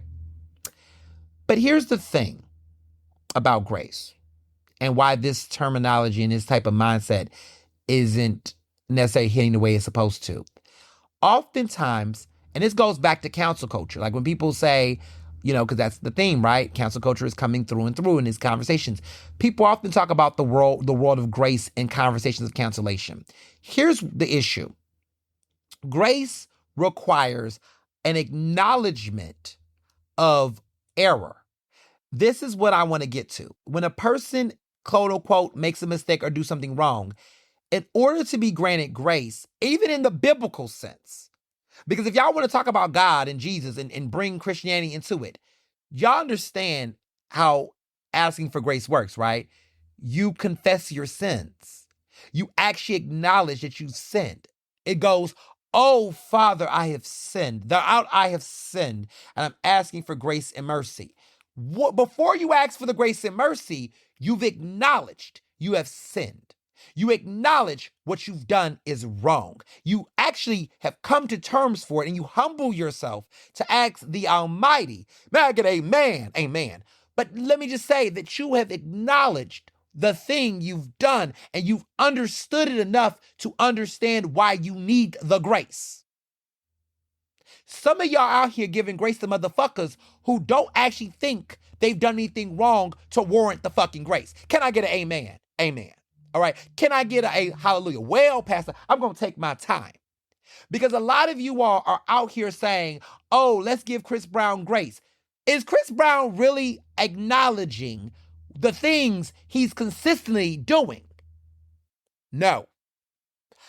Did R. Kelly ever actually admit that he did the things that he did? No. And so when you're saying give people grace, you give grace to people who acknowledge the need for grace. But you can't ask for grace unless you acknowledge the sin. And so for people out here who oftentimes talk about this thing of grace without acknowledgement of sin is not asking for grace. You're asking for people to ignore. Ooh, let me say that again. People ask for grace without acknowledging anything wrong is not actually asking for grace. They're asking for the situation to be ignored. So you want people to move on. You want people to just not acknowledge it. The shame of the sin has taken over you so much that you don't even want to acknowledge what's wrong because you still are in shame. The ability to get to grace is to acknowledge the shame, but to get to a place beyond your shame of it, but your self-accountability. The way that you get past shame is accountability. When you have done something wrong and you're ashamed of it, the shame part moves to accountability where you have acknowledged that you did something wrong. You acknowledged the actual role. And then accountability looks like asking for grace, but asking for whatever is to come for it. It's being responsible for your own fucking actions. It's the maturation for me. And so too often there are people who do harmful things, fucked up things. And some of this shit is not a fucking mistake. But let me be very clear about grace. Grace in the biblical sense is never acknowledging whether it's a mistake or intentional. Grace can be given to people whether they intend to do something wrong or not. That's how it works in Christianity. Jesus, quote unquote, forgives you for your sins in spite of whether it's intentional or not, right? But to be clear, everything's not a fucking mistake. And I wish people would even stop calling everything a mistake, because everything's not even a mistake. Sometimes people do shit to be messy and be mean, and that's just what it is. And you can just acknowledge that and move on. We can also do that too. Some of y'all keep wanting to call everything a mistake. It's not. You did it. You meant to do it. You cheated. You lied. You did the thing. And you can just acknowledge that. And here's the reality, right? Part of the accountability is to acknowledge that what you did wasn't a mistake, but it was intentional. You were jealous. You were envious. You were insecure. And you need to acknowledge it. And that's part of the grace. Because when you can actually identify your sin, your crime, your wrongdoing, your harm, when you can actually acknowledge it, grace can come in, because at that point, the person, the Almighty, whoever that is, can say, wow, you've really addressed and unpacked your wrongdoing so much that now for me to give you a further punishment would be too arrogant of me, too self-righteous of me. So I'm giving you grace because you have actually acknowledged what you've done, and you're in a space of repentance. Do we understand what repentance means? You plan not to do it again. So the issue with Chris Brown is, I think there was a time where people gave Chris Brown grace after Rihanna. The problem is, after Rihanna, the abuse, the lies, the immaturity, the homophobia did not stop. So at some point, you just got to go, okay, at this point, talk to your maker. Don't talk to me, because I don't know how further I can go in giving you this redemption. I think that at a certain point, I got to let you deal with these terms on your own. That's what that means. So moving on, but I want to say, you all need to really unpack what grace really means. And when you're asking for it, ask yourself the question, did you do the self-acknowledgement of your own actual sin that you did, the wrong thing that you did? Are you holding your own self accountable for what you did? Are you acknowledging what you actually did wrong? And if you are at that space where you come to terms with that reality, and you get past the shame, and you get to the point of self-accountability, then acknowledge grace, but grace comes with repentance, and are you not going to do it again? That's what that means. So a lot of you all keep talking about give me grace, I need grace, I'm not perfect, I'm not this. You're not asking for that. You're not asking for grace. You're asking for people to just move on and just let you slide. You're not asking for grace, because letting you slide is not, grace isn't letting people slide. That's not even the barrier of grace. Grace is acknowledging the wrongdoing, giving a person a second chance based off of the acknowledgement of said harm and the commitment of that person to do the necessary steps to not do it again. That's why you can't give, a white supremacist grace. That's why you can't give R. Kelly grace. That is why you can't give Chris Brown grace at this time, because there's no actual investment in acknowledging the wrongdoing to move forward. That's what it means. Take that. Receive that. Stop using that word if you don't know what the fuck it means. I'm tired of it. I'm tired of y'all running around asking for grace for people who not wanting grace for themselves. Now moving along. So this week in movies, Oscar season is still in full effect. Daniel Day-Lewis has a new film called Ernestly, which is directed by his son. He is making a comeback. I thought he was done after Phantom Thread, but his son is directing films, and he wants to come back into light. I want to say Daniel Day-Lewis is one of the greatest actors of all time. Some people even call him the GOAT.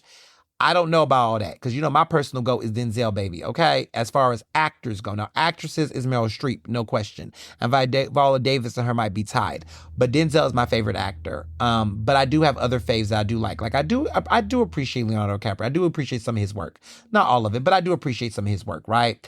Of course, Denzel. I mean, Denzel is Denzel. Robert De Niro. I have a couple of people that I do, I do, admire. Right. Um, so it's a lot going on. Um, but yeah, the film is not his best work. His acting is phenomenal. I think the film is just too flat. He's great in it, but the film is it's not all the way there. But we'll see where that goes for him. After The Hunt, the movie with Julia Roberts and Io and Chloe Sevigny, great film. Somebody argued that it's the greatest. It's probably the great cancel culture film that we've seen of all time, of the current era. I kind of disagree with that. I think Tar is, to me, one of the better cancel culture films. Like there's an era, there's people creating what I call cancel culture films that's come out. Some of them work and some of them don't. I think Tar is a great film that really explored cancel culture in a very fun way. Cate Blanchett gives one of the best performances of the decade. That Best Actress race was probably one of the most fiercest races of the era. Like Michelle Yeoh and Cate Blanchett, they should have tied, baby. They both should have got the fucking award, in my opinion. They both ate. They both should have got it. But Cate has already gotten 2 Oscars, and we would love to see a leading Asian actress win Best Actress, which is what Michelle Yeoh did in Everything Everywhere All at Once. That being said, After the Hunt is another great film in the cancel culture film category. Julia Roberts is great. Ayo Ebiri, I think, is really good. Julia Roberts has not given us a role this good, in my opinion, since August Osage County. And she was phenomenal in that with Meryl Streep. She held her own. I mean, that was a Titans, okay? Both of them brought their all in it. Really liked her in this film. Really loved the film overall. It's very nuanced. I mean, you got Andrew Garfield in it, which it's not his career best, but he's fun. He's fun in this. And the relationship between him and Julia Roberts, the chemistry there is good. Everyone is pretty good. This is a really fun film to watch. People are going to be talking about it for a while. I really enjoy it. So there's a lot of good things to be said about the film. Let's talk about another film that did not land that well at the box office. This is The Smashing Machine, which is Dwayne Johnson's, big film that everybody's been talking about, and it did not do well. This is one of his least selling films. It came in third place at the box office with $6 million. $6 million. We're used to him having triple digits. So for him to come in the box office at number 3 is it's interesting. Look, it's not Jumanji, it's not Fast and Furious. People have had different thoughts about the film. I don't know if this is an Oscar conversation right now, because a lot of times you need to have a good box office film with that kind of star power to really drive it, especially given everybody involved in the film. So I don't really know what this means for the Oscar prospects of the film, but here we are. But one battle after another came in at number 2 at the box office, coming strong. It's gotten over the $100 million mark, which is good for a Paul Thomas Anderson film. But look, that's what I'm talking about. Leo came in and got another number 1 box office smash, and he's still doing good at the box office. That's the Oscar baity film. Leonardo DiCaprio is most likely going to get an Oscar nomination for his performance. And it's not because the film is, let's say, I don't know if this is one of his best performances. He's pretty good in it, though, to be honest. But it's also given that energy of, like, this is what people want to see. And the Smashing Pumpkin bombing at the box office like this is the Smashing Machine. The Smashing Pumpkin. The Smashing Machine. I don't know. I don't know what this means for the Oscar prospects of that film, but we'll keep in touch. But the number 1 film at the box office, and also what's going to be the next number 1 album in the weeks to come, is none other than Taylor Swift's The Life of a Showgirl. So I have thoughts about the life of a showgirl. There's so many things going on here with this album and this movie. So I did see the movie. The movie is not really a movie. It's not like a documentary. So I can't even call it that. It's not a documentary. It's not, you know, it's not a movie. It's kind of like a deluxe. It's really her announcing her music video. So Life of Ophelia, The Fate of Ophelia is a music video. That's the first music video she's doing for this new album. We're going to talk about the album in a minute, but I want to talk about the movie a little bit. It came in number one at the box office. This is her second film to hit number one at the box office. The first is the Eras Tour, which I saw the opening weekend, which was 2 years ago, actually. And it was around my birthday weekend, and I went to go see it, and it was like 3 hours long, and it was an exhilarating rush to see the tour on film. And I also went to see, of course, Renaissance, which also was number one at the box office. But Eras Tour came in at like 90 something million dollars, over $90 million the opening weekend of box, like as a film. Like that was peak Taylor Swift. This time she drops this. It's not a film. It's more like a behind the scenes of the music video. And then she plays every single song off of the new album, all 12 tracks. And she gives a behind the scenes look of what this means and everything like that. So it's pretty damn good. I enjoyed it. I enjoyed all the hype and everything that was connected to it. My thoughts on the album overall. And yeah, first of all, let me just start off with the good. The music video is beautiful. I mean, it's definitely going to get nominated for a VMA if she campaigns for it. Um, I it's a really good video. I will say she loves the modern day music video era. She does her big one with that, and I can't take that from her. So yeah, that was good about it. I did enjoy that aspect of the video. So, movie aside, look, I mean, it's only out for a weekend. If you haven't seen it, you can't see it now. It was only in theaters for this weekend only. So hopefully that means that more people will watch The Smashing Machine and help it at the box office. But it was only for the weekend only. And so I got to see it Friday and, got to see the new music video, which I do like the video. The video is very good. Like the direction, the visual, it's a good video. Like I just like the Fatal Feel, and it actually make me like the song because the more she played it, the more I liked it. So I did enjoy the song, even though it's not necessarily historically correct. So let's talk about this album. A lot of people have had mixed thoughts about the album. If you go to Rolling Stone, they gave it 5 stars, which is ridiculous. But they've given her last couple albums 5 stars, and I was kind of like, be for real, right? Midnight's the Tortured, the Midnight's album, Tortured Poets Department, and this one, Midnight's Tortured Poets Department, and this album. Oh, and then 1989, Taylor's version got 4 stars. 5 stars. And what other one got 5 stars? Oh, this new album got 5 stars. Like, I'm just a little, like, I've written for Rolling Stone. I like them. But this Taylor obsession has always been weird to me. It's just kind of like, is she on, like, is it like, it's giving media payola. Like, when I saw some of these early reviews, I was like, okay, y'all doing too much. See, here's the problem, right?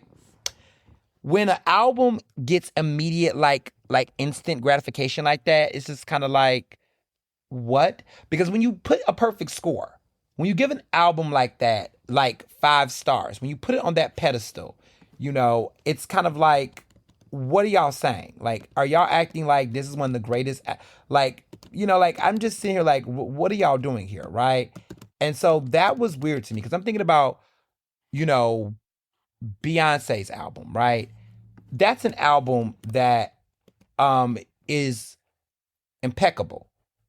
They gave Lemonade, they said Beyonce's album Lemonade, they ranked it as the number one greatest album in the 21st century. Like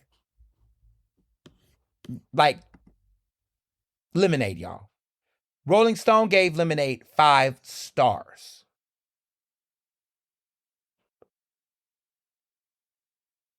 I just want to be clear. Rolling Stone gave Lemonade 5 stars. Like, that's a perfect score. They said it was one of the greatest albums of the 21st century. So, you're giving this album the same 5 stars that you're giving to Beyonce's Lemonade album? Like, just, like, let's just talk about that, right? Like, what are y'all doing here? it's just a really weird decision. And so that made me have a pause where I was like, I listened to the album, but I was like, what are we doing here? Like, what are y'all trying to say here? Because I've seen you all give albums those type of stars, and I'm just saying to myself, what are we doing here when we're giving an album of that magnitude, that type of critique? Like, what conversations are we having? Rolling Stone gave Renaissance 4.5 stars, a very strong score, which makes sense, right? Again, these are the kind of conversations, right, that we give in albums, right? Cowboy Carter got 5 stars by Rolling Stone because of what it did with country, and it was a big fucking deal, right? And it won album of the year. How are we putting this album in that conversation? And that's even me looking at Rolling Stone. Like, what are y'all doing here? So when they started with that, I was already like, this is not even Taylor Swift's best album. This is actually one of her worst albums. As somebody who's listened to all 12 of Taylor Swift's albums, this is actually, like, she's got 12 albums. And I got my unofficial ranking. So y'all like, because I know y'all want to do it. Y'all want to be like, Ernest, can you rank Taylor Swift's albums? And I'm going to go, yeah, I'll rank the albums for you. You know, what are my all-time favorite Taylor Swift albums? Let me put my ranking down, because I'm going to rank these albums for you. I know you've asked for this from me, and now it's 12. So as somebody who's listened to all her albums, let me give y'all the rankings. So coming in at number 1, and this is my personal ranking. Y'all can debate with your cat. I'm going to say her best album for me at number 1 is Folklore. Folklore is number 1. Number 2, I'm going to give it to Red. Red is number 2 for me. Number 3 is 1989. I'll give 1989 that, okay, at number 3. Number 4 is, I'm going to give it to Fearless. Fearless is number 4. Number 5 is Evermore. I'm going to give it to Evermore. Number 6 is her self-titled album, Taylor Swift. Number 7 is Speak Now.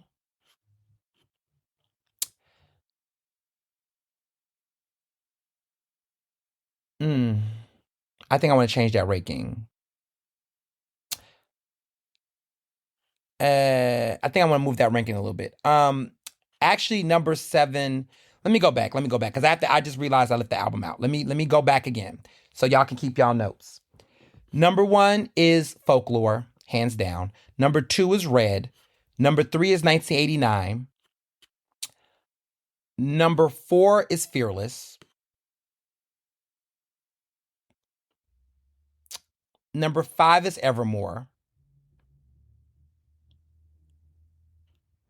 Number 6 is Lover. Number 7 is self-titled Taylor Swift album. Number 8 is Speak Now. Number 9 is Reputation.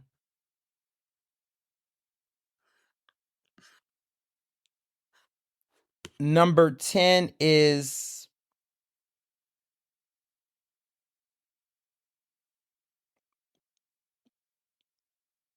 Midnights. Number 11 is Life of a Showgirl. And number 12 is The Tortured Poets Department. I think The Tortured Poets Department is Taylor Swift's worst album to date, in my opinion. It was too long. It was redundant. Life of a Showgirl is like her second to last worst album. See what I did there?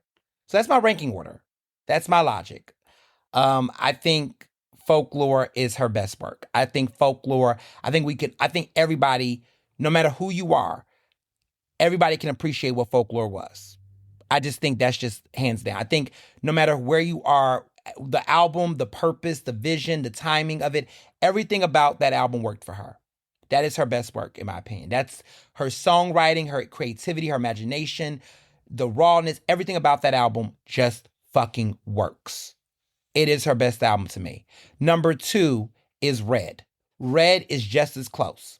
Just as close. There's a couple of weird songs in there, but it is a very strong Taylor Swift album. It is very strong. Just hands down a strong album. Very good as well. Third album, I said 1989. It's got the hits. It's a great hit. It's a big bombastic album. It launches her into the pop career that she has now. It's a definitive album. It's got to be there, right? Number 4, I put Fearless. Fearless was her first album to win Album of the Year. It was a wonderful crossover album. There was a great mix of mid-tempo country. It was a great balance. Fearless is a great album as well. Number 4. Number 5, I put Evermore.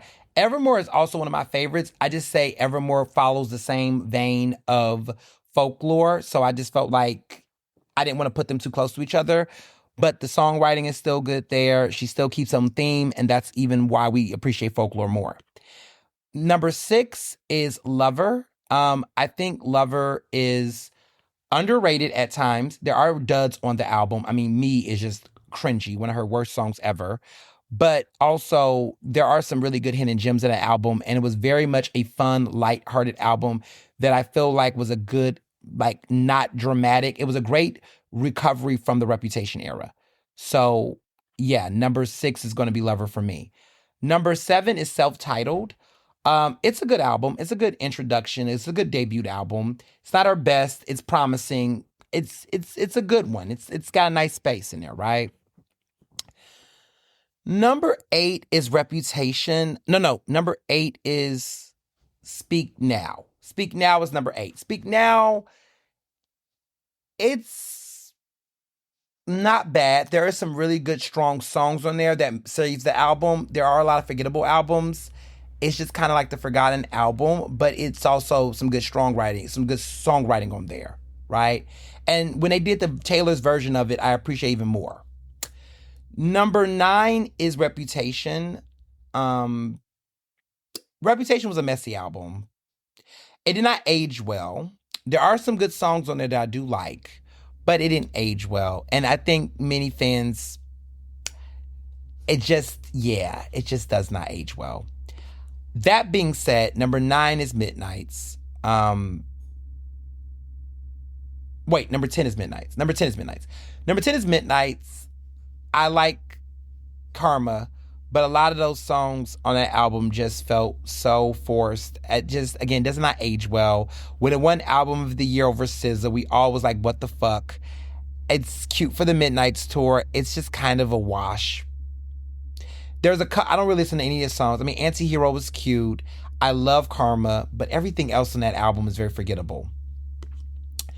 Number 11 is Life of a Showgirl. We're going to talk about that in a minute.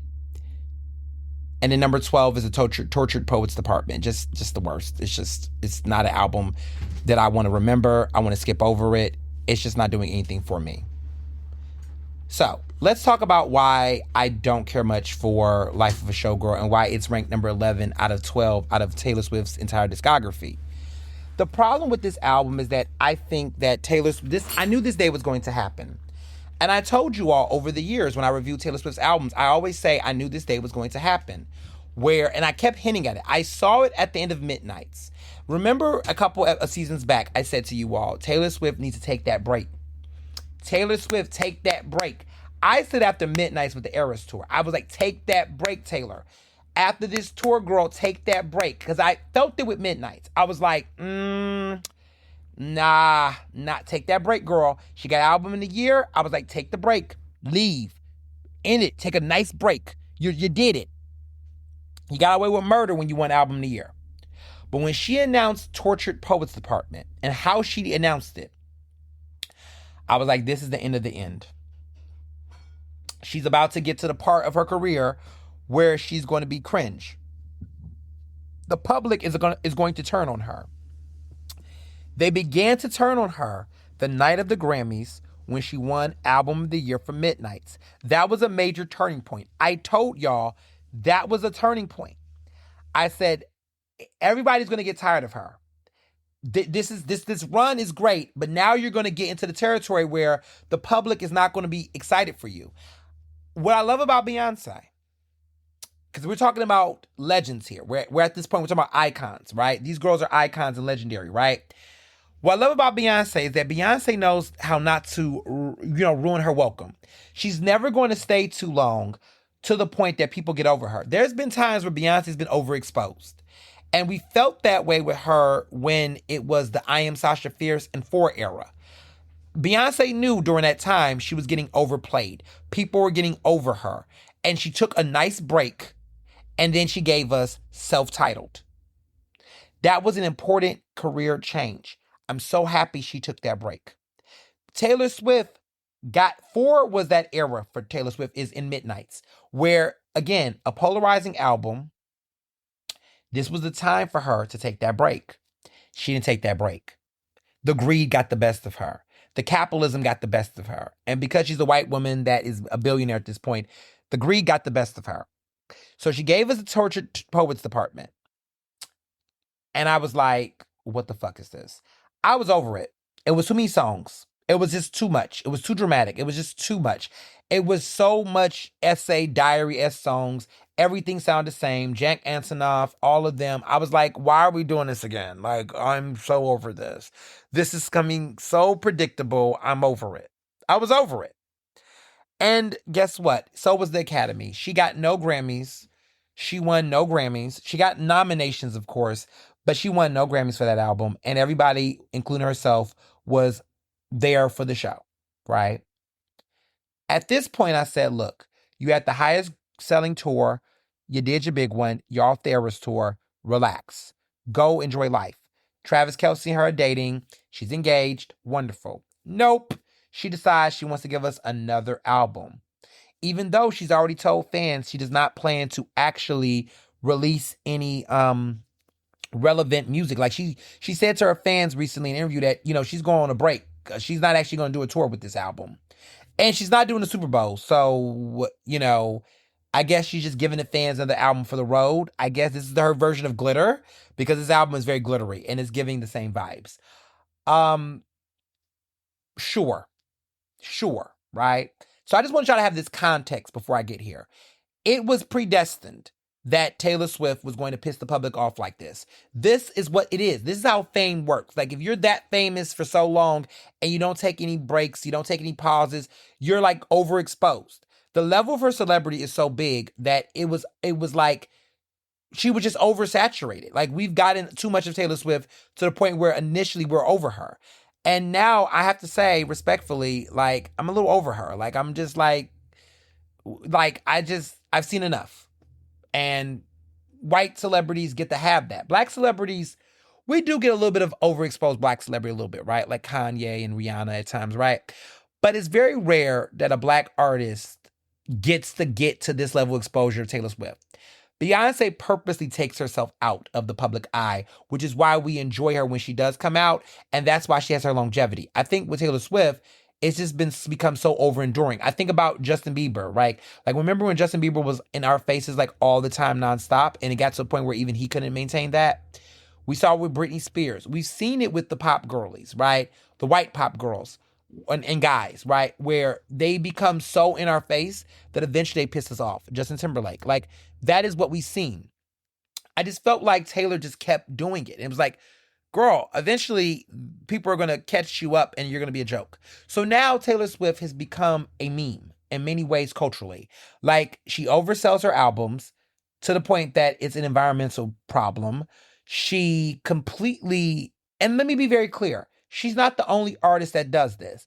But because she's the most popular and most famous and the most visible artist on the planet at this point, it's going to get talked about. And this is why I don't get her fans. Her fans are delusional. The Swifties, not all of them, but a lot of the Swifties are delusional. In one breath, they want to tell us that she is a Shakespeare of our time. They want to say that she is this great songwriter and she's all of these things. But then when people critique her, then everybody wants to be called a hater. And this is the same thing you used to know with the Beehive. Okay? You cannot tell us that Beyonce is one of the greatest artists of our generation, which she is. But then at the same time, when she produces something, do not want anybody to critique it, criticize it. When you have bell hooks critiquing your work, Beyonce, you fucking matter.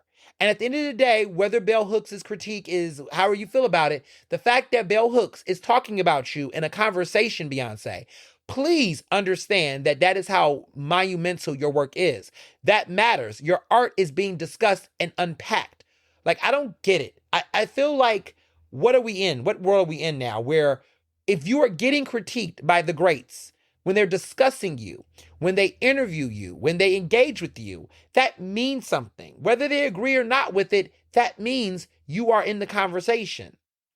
I love the fact that my work has been reviewed and critiqued by some modern day thought leaders. I admire that. Like, whether they like it or not like it, the fact that your faves know who the fuck I am means I'm somebody, and I'm grateful for it. Okay? That's how it works, y'all. Like, that's how art works. And I think that the lack of art criticism in modern day society has ruined the entire experience overall. Like, your favorite rappers, some of their albums were panned when they first came out. And then history had to review it and look over it. Some of the best movies that came out had bad movie reviews. My book, when it first came out, was considered polarizing, and people initially felt like it was very, one way or whatever, right? And then as time has evolved, the book has actually lived in a way that it's actually gotten a level of more favorable talk because people are feeling it, right? Like, the Washington Post initially did not want to talk about my book because they just thought it was just a bunch of over progressive hypeness, right? I'm not going to name who said that from there. But there were places that didn't want to talk about the book because they just felt like the book was just too extreme. Now people went back and read the book and went, I can understand some of this now.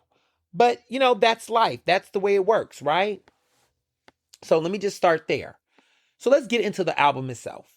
Here's the problem. The album is very one-sided. It is first world billionaire, not even first world, 1% world problem issues. She's clearly, like, it's obvious. If you ever saw the documentary Miss Americana on Netflix, the Taylor Swift documentary up until when she created Lover, there's a lot about that documentary that told me a lot about Taylor Swift, and I started to understand her. This is a girl who is a perfectionist. This is a millennial perfectionist. We know a lot of millennial perfectionists in the world. I suffered from that millennial perfectionism at a young age. I can relate to aspects of Taylor Swift's career where in her early years where she wanted that. I mean, this is the era where Gen Xer parents wanted their kids to all get trophies and be number one and go to the best schools and put that pressure, and then their kids come into an economy that doesn't provide them that. I digress. She is a byproduct of the millennial perfectionism era. So I can understand her upbringing when she started of wanting to be perfect, wanting to make everybody happy. The parents put pressure on her. I get it. And she's a white girl. Okay, totally get it. So,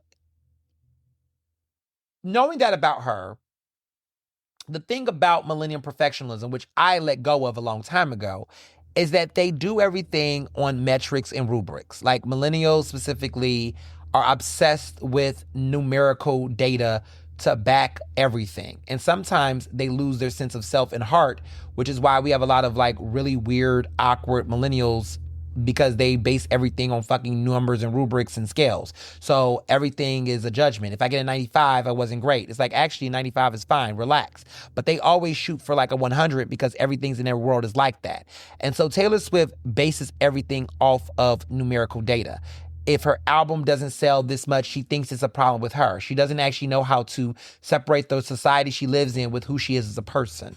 So everything she does is on a numerical scale, and it's also driven by the millennial, like, perfectionism crisis, right? And that's driven by Gen Xer parents and also boomer parents who basically want to make robots out of us because of all the hard, enduring things they went through, and now we got to suffer because they fucking suffer. It's a level of parental hazing that has just not left the parental guidance. This should be a book, actually.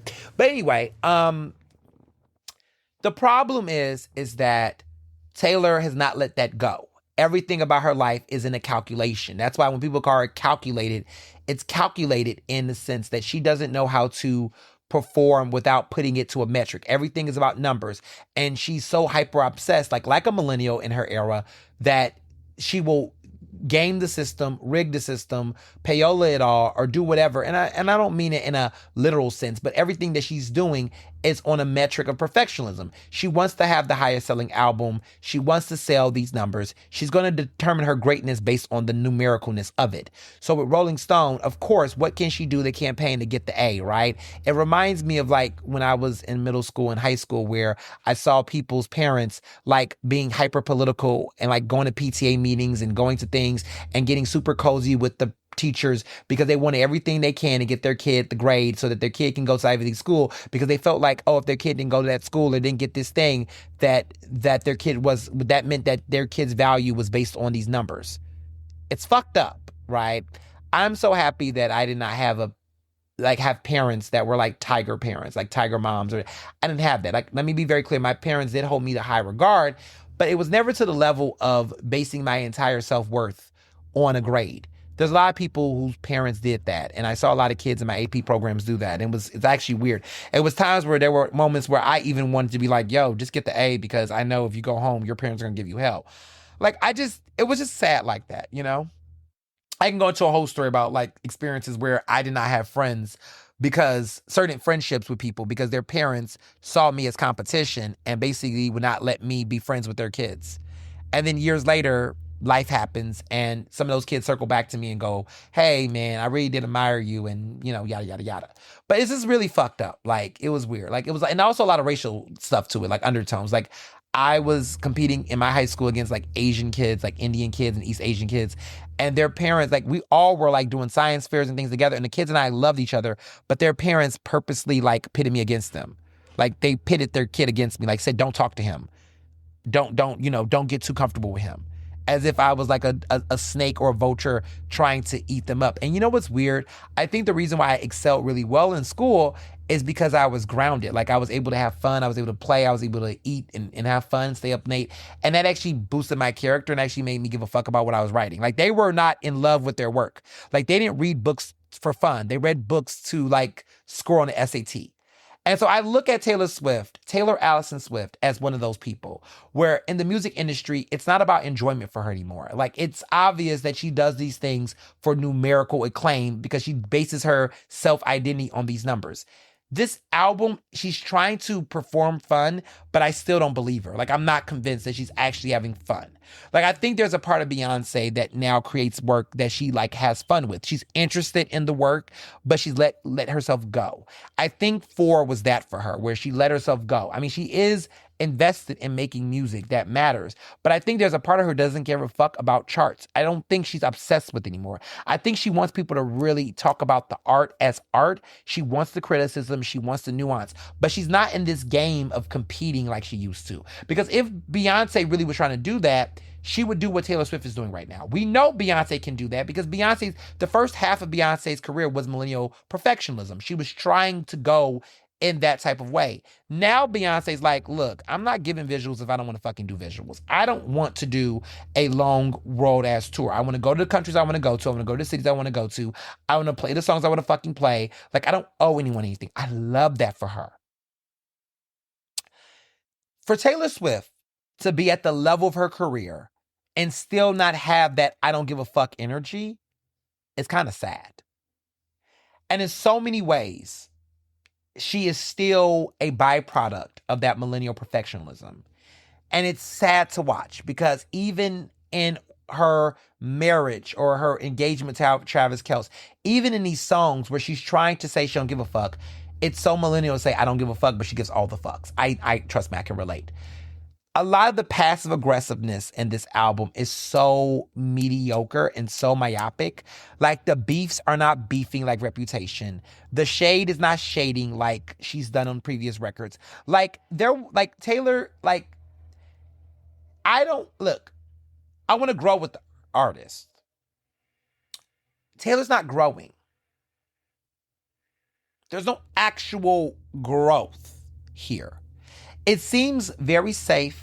It seems very like she's obsessed with this level of sales. Like, she's making music for the fans, the young white suburban fans who have disposable income.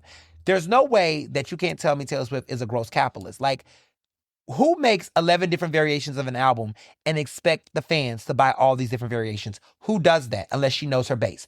This woman is a businesswoman. She's very shrewd. But the sad part about it is that at this point in her career, I don't really see her as an artist as much as I see her as a businesswoman. She's become less about the art and more about the business. And I'm not saying that artists cannot do both. We've seen artists be savvy business people and musicians. But I think the sad part is that so much of the business is bleeding into the art that the art is just not arting anymore.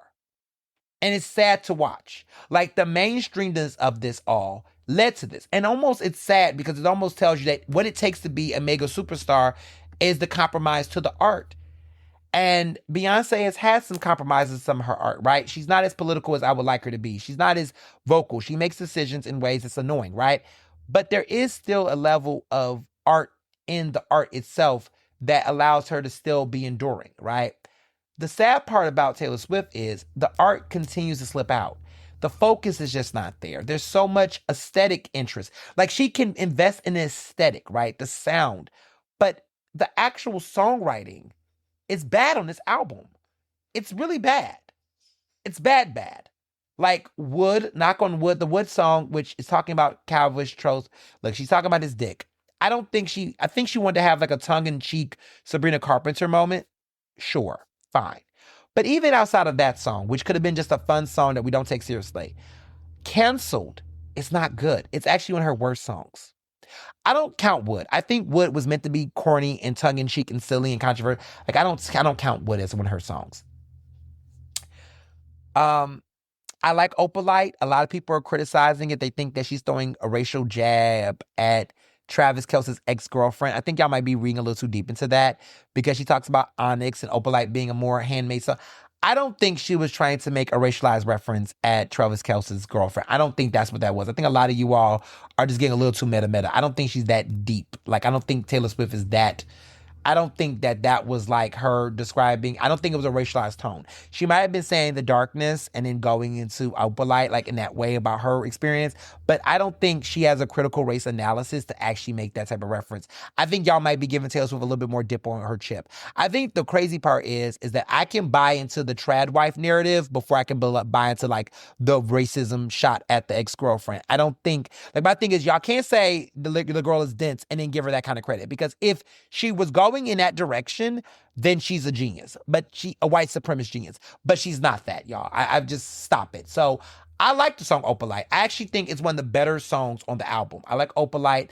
The Fate of Ophelia, I don't like the reference. I don't think the songwriting logic makes sense with that song. But as far as the sound and the vibe goes of it, I do like it. I do like Ruin the Friendship. It's cute. It's not her best, but I do appreciate certain vibes I get from the song. Father Figure is fun too. She's throwing a shot at Olivia Rodrigo. I wish she would leave Olivia alone, because I think Olivia in that situation was right.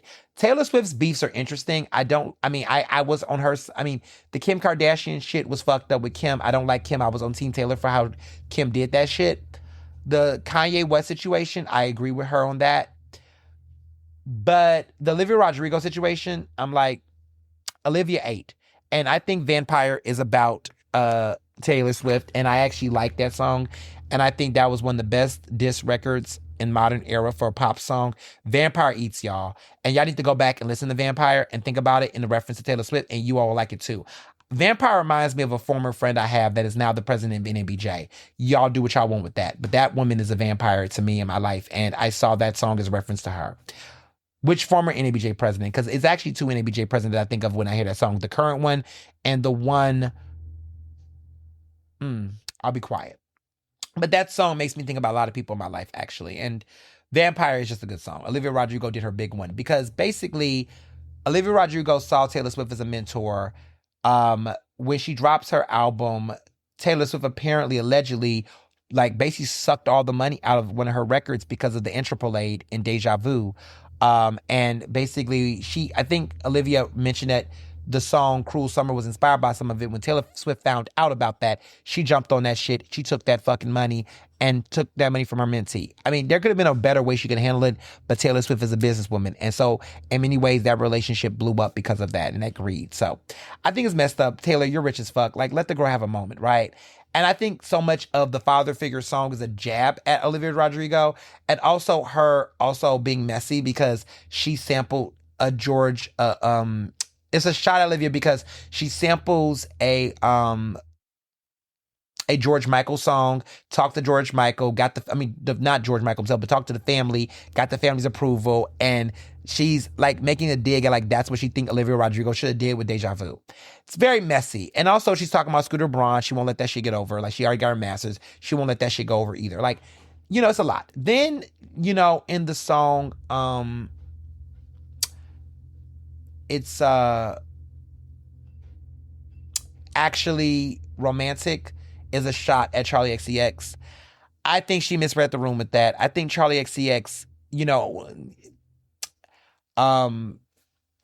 Sympathy is a Weapon, that song.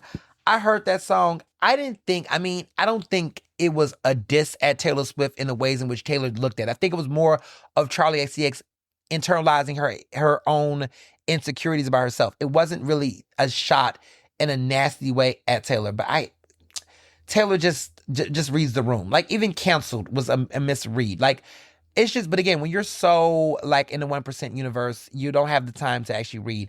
I just wonder how much she's really reading nowadays. I really wonder if she's really is anyone sitting with her and telling her that her references are not making sense or she's misreading the room. Like, is anybody consulting her or are they just letting her get away with it because it's going to make a bunch of money? I think she's at that point in her career where she has a bunch of yes people in the room and like nobody wants to tell her the god-awful honest truth about some of the decisions she's making. Because with that much money, you would think that you would have a team that would like guide you better. And they're not really guiding her as well as they should. So, yeah, it's a lot going on there. But the album's going to sell. She's going to make her money. And, that's what she wants. She doesn't want a conversation about her art. Because at this point, it's not even art anymore. It's just a bunch of mass-marketed material. And that's my thoughts about that album.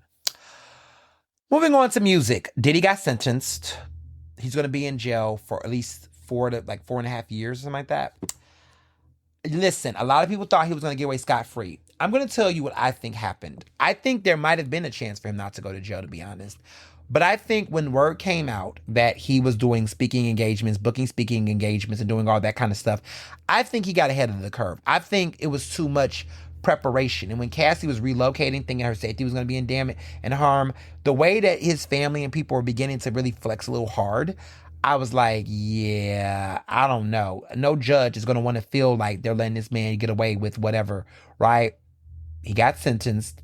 That man is going to spend some time behind bars, as he should, and that's what he gets.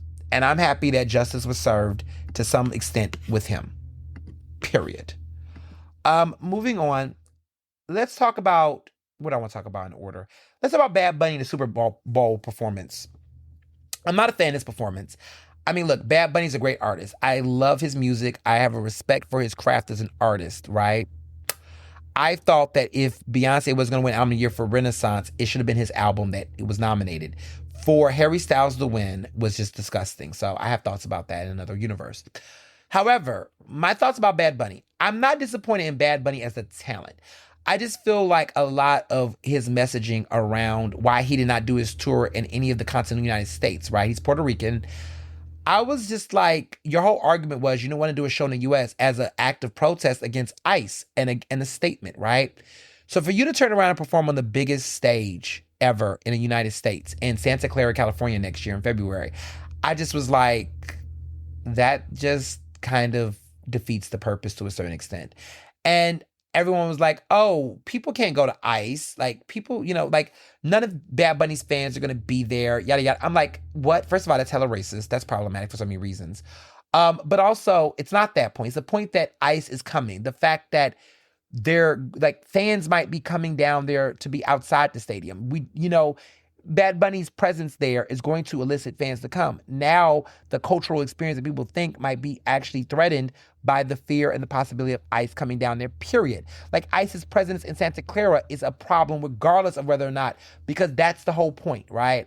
And so I'm not saying Bad Bunny should operate in fear. What I'm saying is that what we got to be real about is that artists, like, we got to be clear that this whole argument around representational politics and putting these artists in these things, your favorite rich music artist is never going to be a revolutionary. And that's what I'm recognizing. Like, Beyonce is never going to be the political revolutionary we want her to be. I think in her art and her music, she's done some bold things, but I think sometimes we put too much on ultra rich people. Like, Beyonce's in the billionaire class. She's never going to be that political revolutionary. Can she still make great music? Yes. But is she going to be a political revolutionary we want? No. I think I want my Latino fans and friends and folks to understand, look, Bad Bunny's a great artist. We're not taking that from him. But the ways in which y'all want him to be a political revolutionary, he just proved that he's not going to be that for us with this performance. Him performing in Spanish, cool, great, wonderful. But what I want y'all to get over, and I want y'all to understand this. Everybody that keeps saying it's going to be a big fuck you to Trump, Trump is the president of the United States. Our performances, our art is not a big fuck you to this man. A big fuck you to Trump is making sure that during the midterms, the people that he put up for power loses. A big fuck you to Trump is making sure that he does not actually have a third term. A big fuck you to Trump is what we did in 2020 when he tried to run for re-election and we voted against him. There's no fuck you to Trump in art. So all this desire to, like, make Trump, do you think Trump gives a fuck about this? He really fucking doesn't. The man, like, let me explain something to y'all. Every time y'all think y'all giving Trump a big fuck you, Trump comes with the hammer and the wrench. Okay? Gang got the hammer and the wrench. Trump has the hammer and the wrench. I don't know what this fuck you to Trump shit y'all talking about. Trump does not really give a fuck. Y'all are so annoying. Like, not y'all as y'all, but, like, fans are fucking annoying. I want y'all to really wake the fuck up and where we are. We're in 2025. Chicago is being raided by Donald Trump.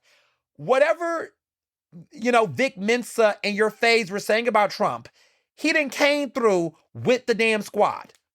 No one gives a fuck about the Instagram video. No one gives a fuck about the rap lyric. No one gives a fuck about the Spanish lyrics and stuff. He is coming with soldiers.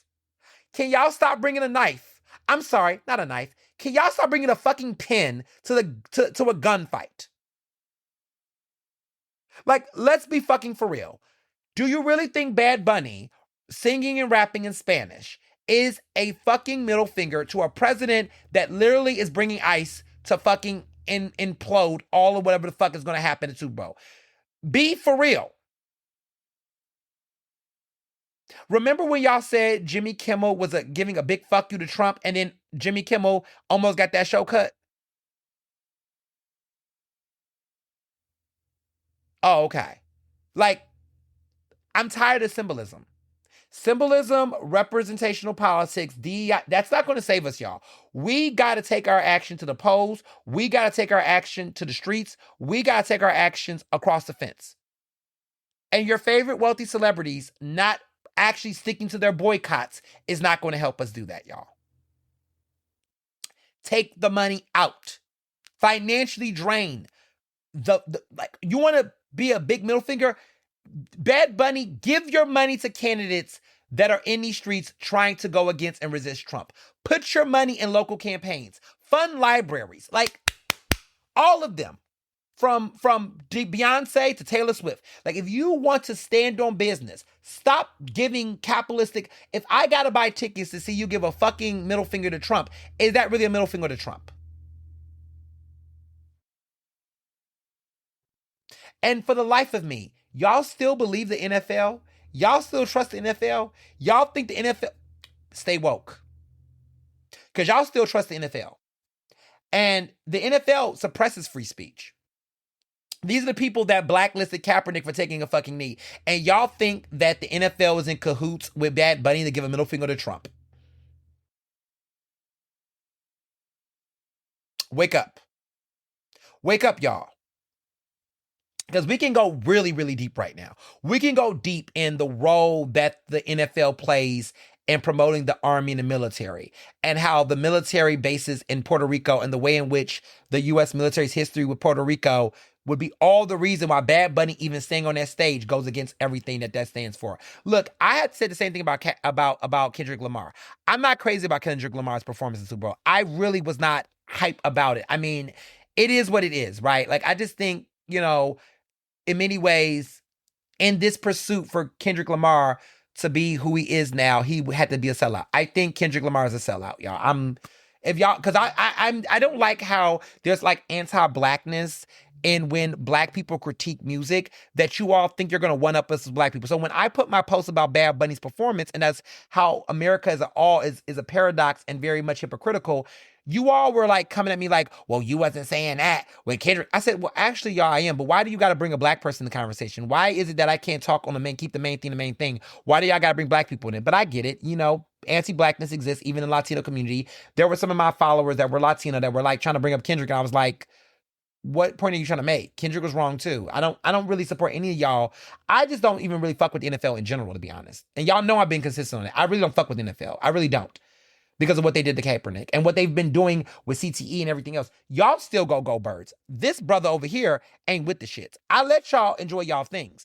I let y'all watch y'all football. I let y'all do what y'all do because y'all want to have it, right? I give y'all that grace in spite of yourselves. You see what I did there? I let y'all have that. But then when y'all get around here and start talking this dumb shit, I'm like, okay, listen, you can watch that shit if you want to watch it, but be real and be for real about it. What annoys me is that you all are not consistent in your politics, even when y'all have y'all guilty pleasures. We can have our guilty pleasures, enjoy them, indulge in them, but with all due respect, know what the fuck it is, though. Like, the Super Bowl is not a political platform. It's not a revolutionary fucking thing. It's never going to liberate us or liberate the masses. Those performances are not doing that. They're entertainment. And be fucking entertained and sit the fuck down and stop trying to make it more than what it is. I think we got to get past that, y'all. We need to get past the era. We're post Black Lives Matter revolutionary entertainment capitalism era. We got to get past that. Buying a Kendrick Lamar album is not an act of revolutionary. Like, all this joy is an act of resistance shit. Can we shut that shit the fuck up? I'm going there. I'm sorry. I am so tired of lazy couch fucking revolutionaries that want to sit up here and act like everything is a fucking piece of revolution. Shut up with that. Listen, take care of yourself. Go to sleep. Take a nap. Okay? But that shit ain't fucking revolutionary. It's not. Okay? Like, stop trying to make everything a fucking revolution. Self-care and prioritizing self is fine. It's good. It's wellness. It's cool. Okay? But if you think that that is on the same equivalency as somebody putting their body on the line to resist this fucking revolution, physically and labor-wise, you are a part of the problem. See, the problem is that everybody in this country wants to sit up and act like everything that they're doing is a part of it. Listen, me using my platform as a journalist to inform the people, mobilize the people, is not the same as you going to work with an all-black shirt. It's not the fucking same. It's what I do is not the same as those who are out there on the streets willing to risk it all. And I know everybody can't do it, but let's acknowledge the difference of the labor. The people that are out here funding the movement work, the funding the work to take these people out of their seats, that's big. Your divestment is big. But don't sit up here and think that because you're getting your nails done and getting a haircut, that your act of self-care is radical. Man, shut that shit up. We got to be real fucking for real about what time. Because let me tell you this. If that was true, we wouldn't be back here. So what did all of that rest do for you? What did all of that self-care do for you? What did all that conspicuous consumption do for you? What did it do for the community? See, the problem is that, yes, self-care. Yes, rest. But rest and self-care so that you can be able to get out there and do what needs to be fucking done. You can't be a sellout and then also be a coward and also sleep and rest and also not speak up and not do that and then say it's an act of radical. Like, what the fuck are you talking about? That's why I'm disappointed in all these celebrities. Y'all got these big ass platforms and y'all think that simply posting, stop the bloodshed or whatever. Like, can y'all divest your money from these problematic institutions? Can you reinvest your money in the things that you say you care about? I'm just saying, like, I give props to Solange. She's not perfect, but I love that Solange invests in Black historical archiving. Thank you, Solange. Thank you for not making it just about fucking you. Thank you, right? There's so many local artists that are doing more in our communities, going to our schools and feeding our kids. And there's people like Jalen Hurts. I mean, look, he's an NFL player, but Jalen is putting money to take fucking asbestos out of our fucking schools. Can we really acknowledge who's doing the work or doing more work? Because Beyonce on Instagram giving us 1,000 pictures of her wearing blood diamonds and being with her husband, who's a fucking hot ass mess. I'm not looking at this as revolutionary. Taylor Swift selling 1,000 variants of her album is not the kind of feminism that I find aspirational. Okay? I just want to name the fucking things. I'm not. Some of you all are talking about your little favorite journalists and you want to compare them to me. Baby, are they putting a convention to mobilize Black young people to know how to do journalism and to get job opportunities? Are they in our community creating spaces for Black writers to tell their truths, to be liberated, to stay motivated while we're being attacked by the fucking White House? Are they doing that? Okay. We're not the fucking same. I just need y'all to understand labor and acknowledge the real contributions people are putting in and doing the work. And if you don't know what to do, let's ask people. Let's talk about how we show up for each other. Let's save democracy and let's save ourselves. But let's stop lying about what these things represent. And that's all I'm going to say on that. Now, to this Nicki Cardi beef. I'm not going to go through all of it because a lot of it is just immature as fuck and ridiculous and problematic. And both sides are doing some things that's just not okay, right? But what I just want to say is that talk about somebody's legacy being a train wreck. Talk about Nicki Minaj spiraling out of control. She's been doing this for a while. She's over 40. They've been calling her a 40-year-old bully. But talk about it. And she's a byproduct of what happens when stand-up has gone over the top. The barbs are out of control. And I just want her to just shut up. I just want her to get rest. I just want her to just reprioritize her energy. What a shame. What a shame. What a goddamn shame. That's a shame. I'm gonna leave that there. As far as TV go, I didn't watch too much TV. I watched the season premiere of Abbott Elementary. I like it. I love it. I love what they're doing with this season. Everything keeps shifting. And I love how they're not formulaic. You don't know what to protect. They got a new teacher who is Barbara's student. I don't want to talk too much. I mean, some of y'all might be trying to catch up with the show, so I'm going to talk too much. But I love how they do shakeups with the dynamics of the cast and the powers that be. If y'all remember a previous season, Janine was a part of the school district. And then I just love how they move the roles and the characters and dynamics, and it makes for great TV.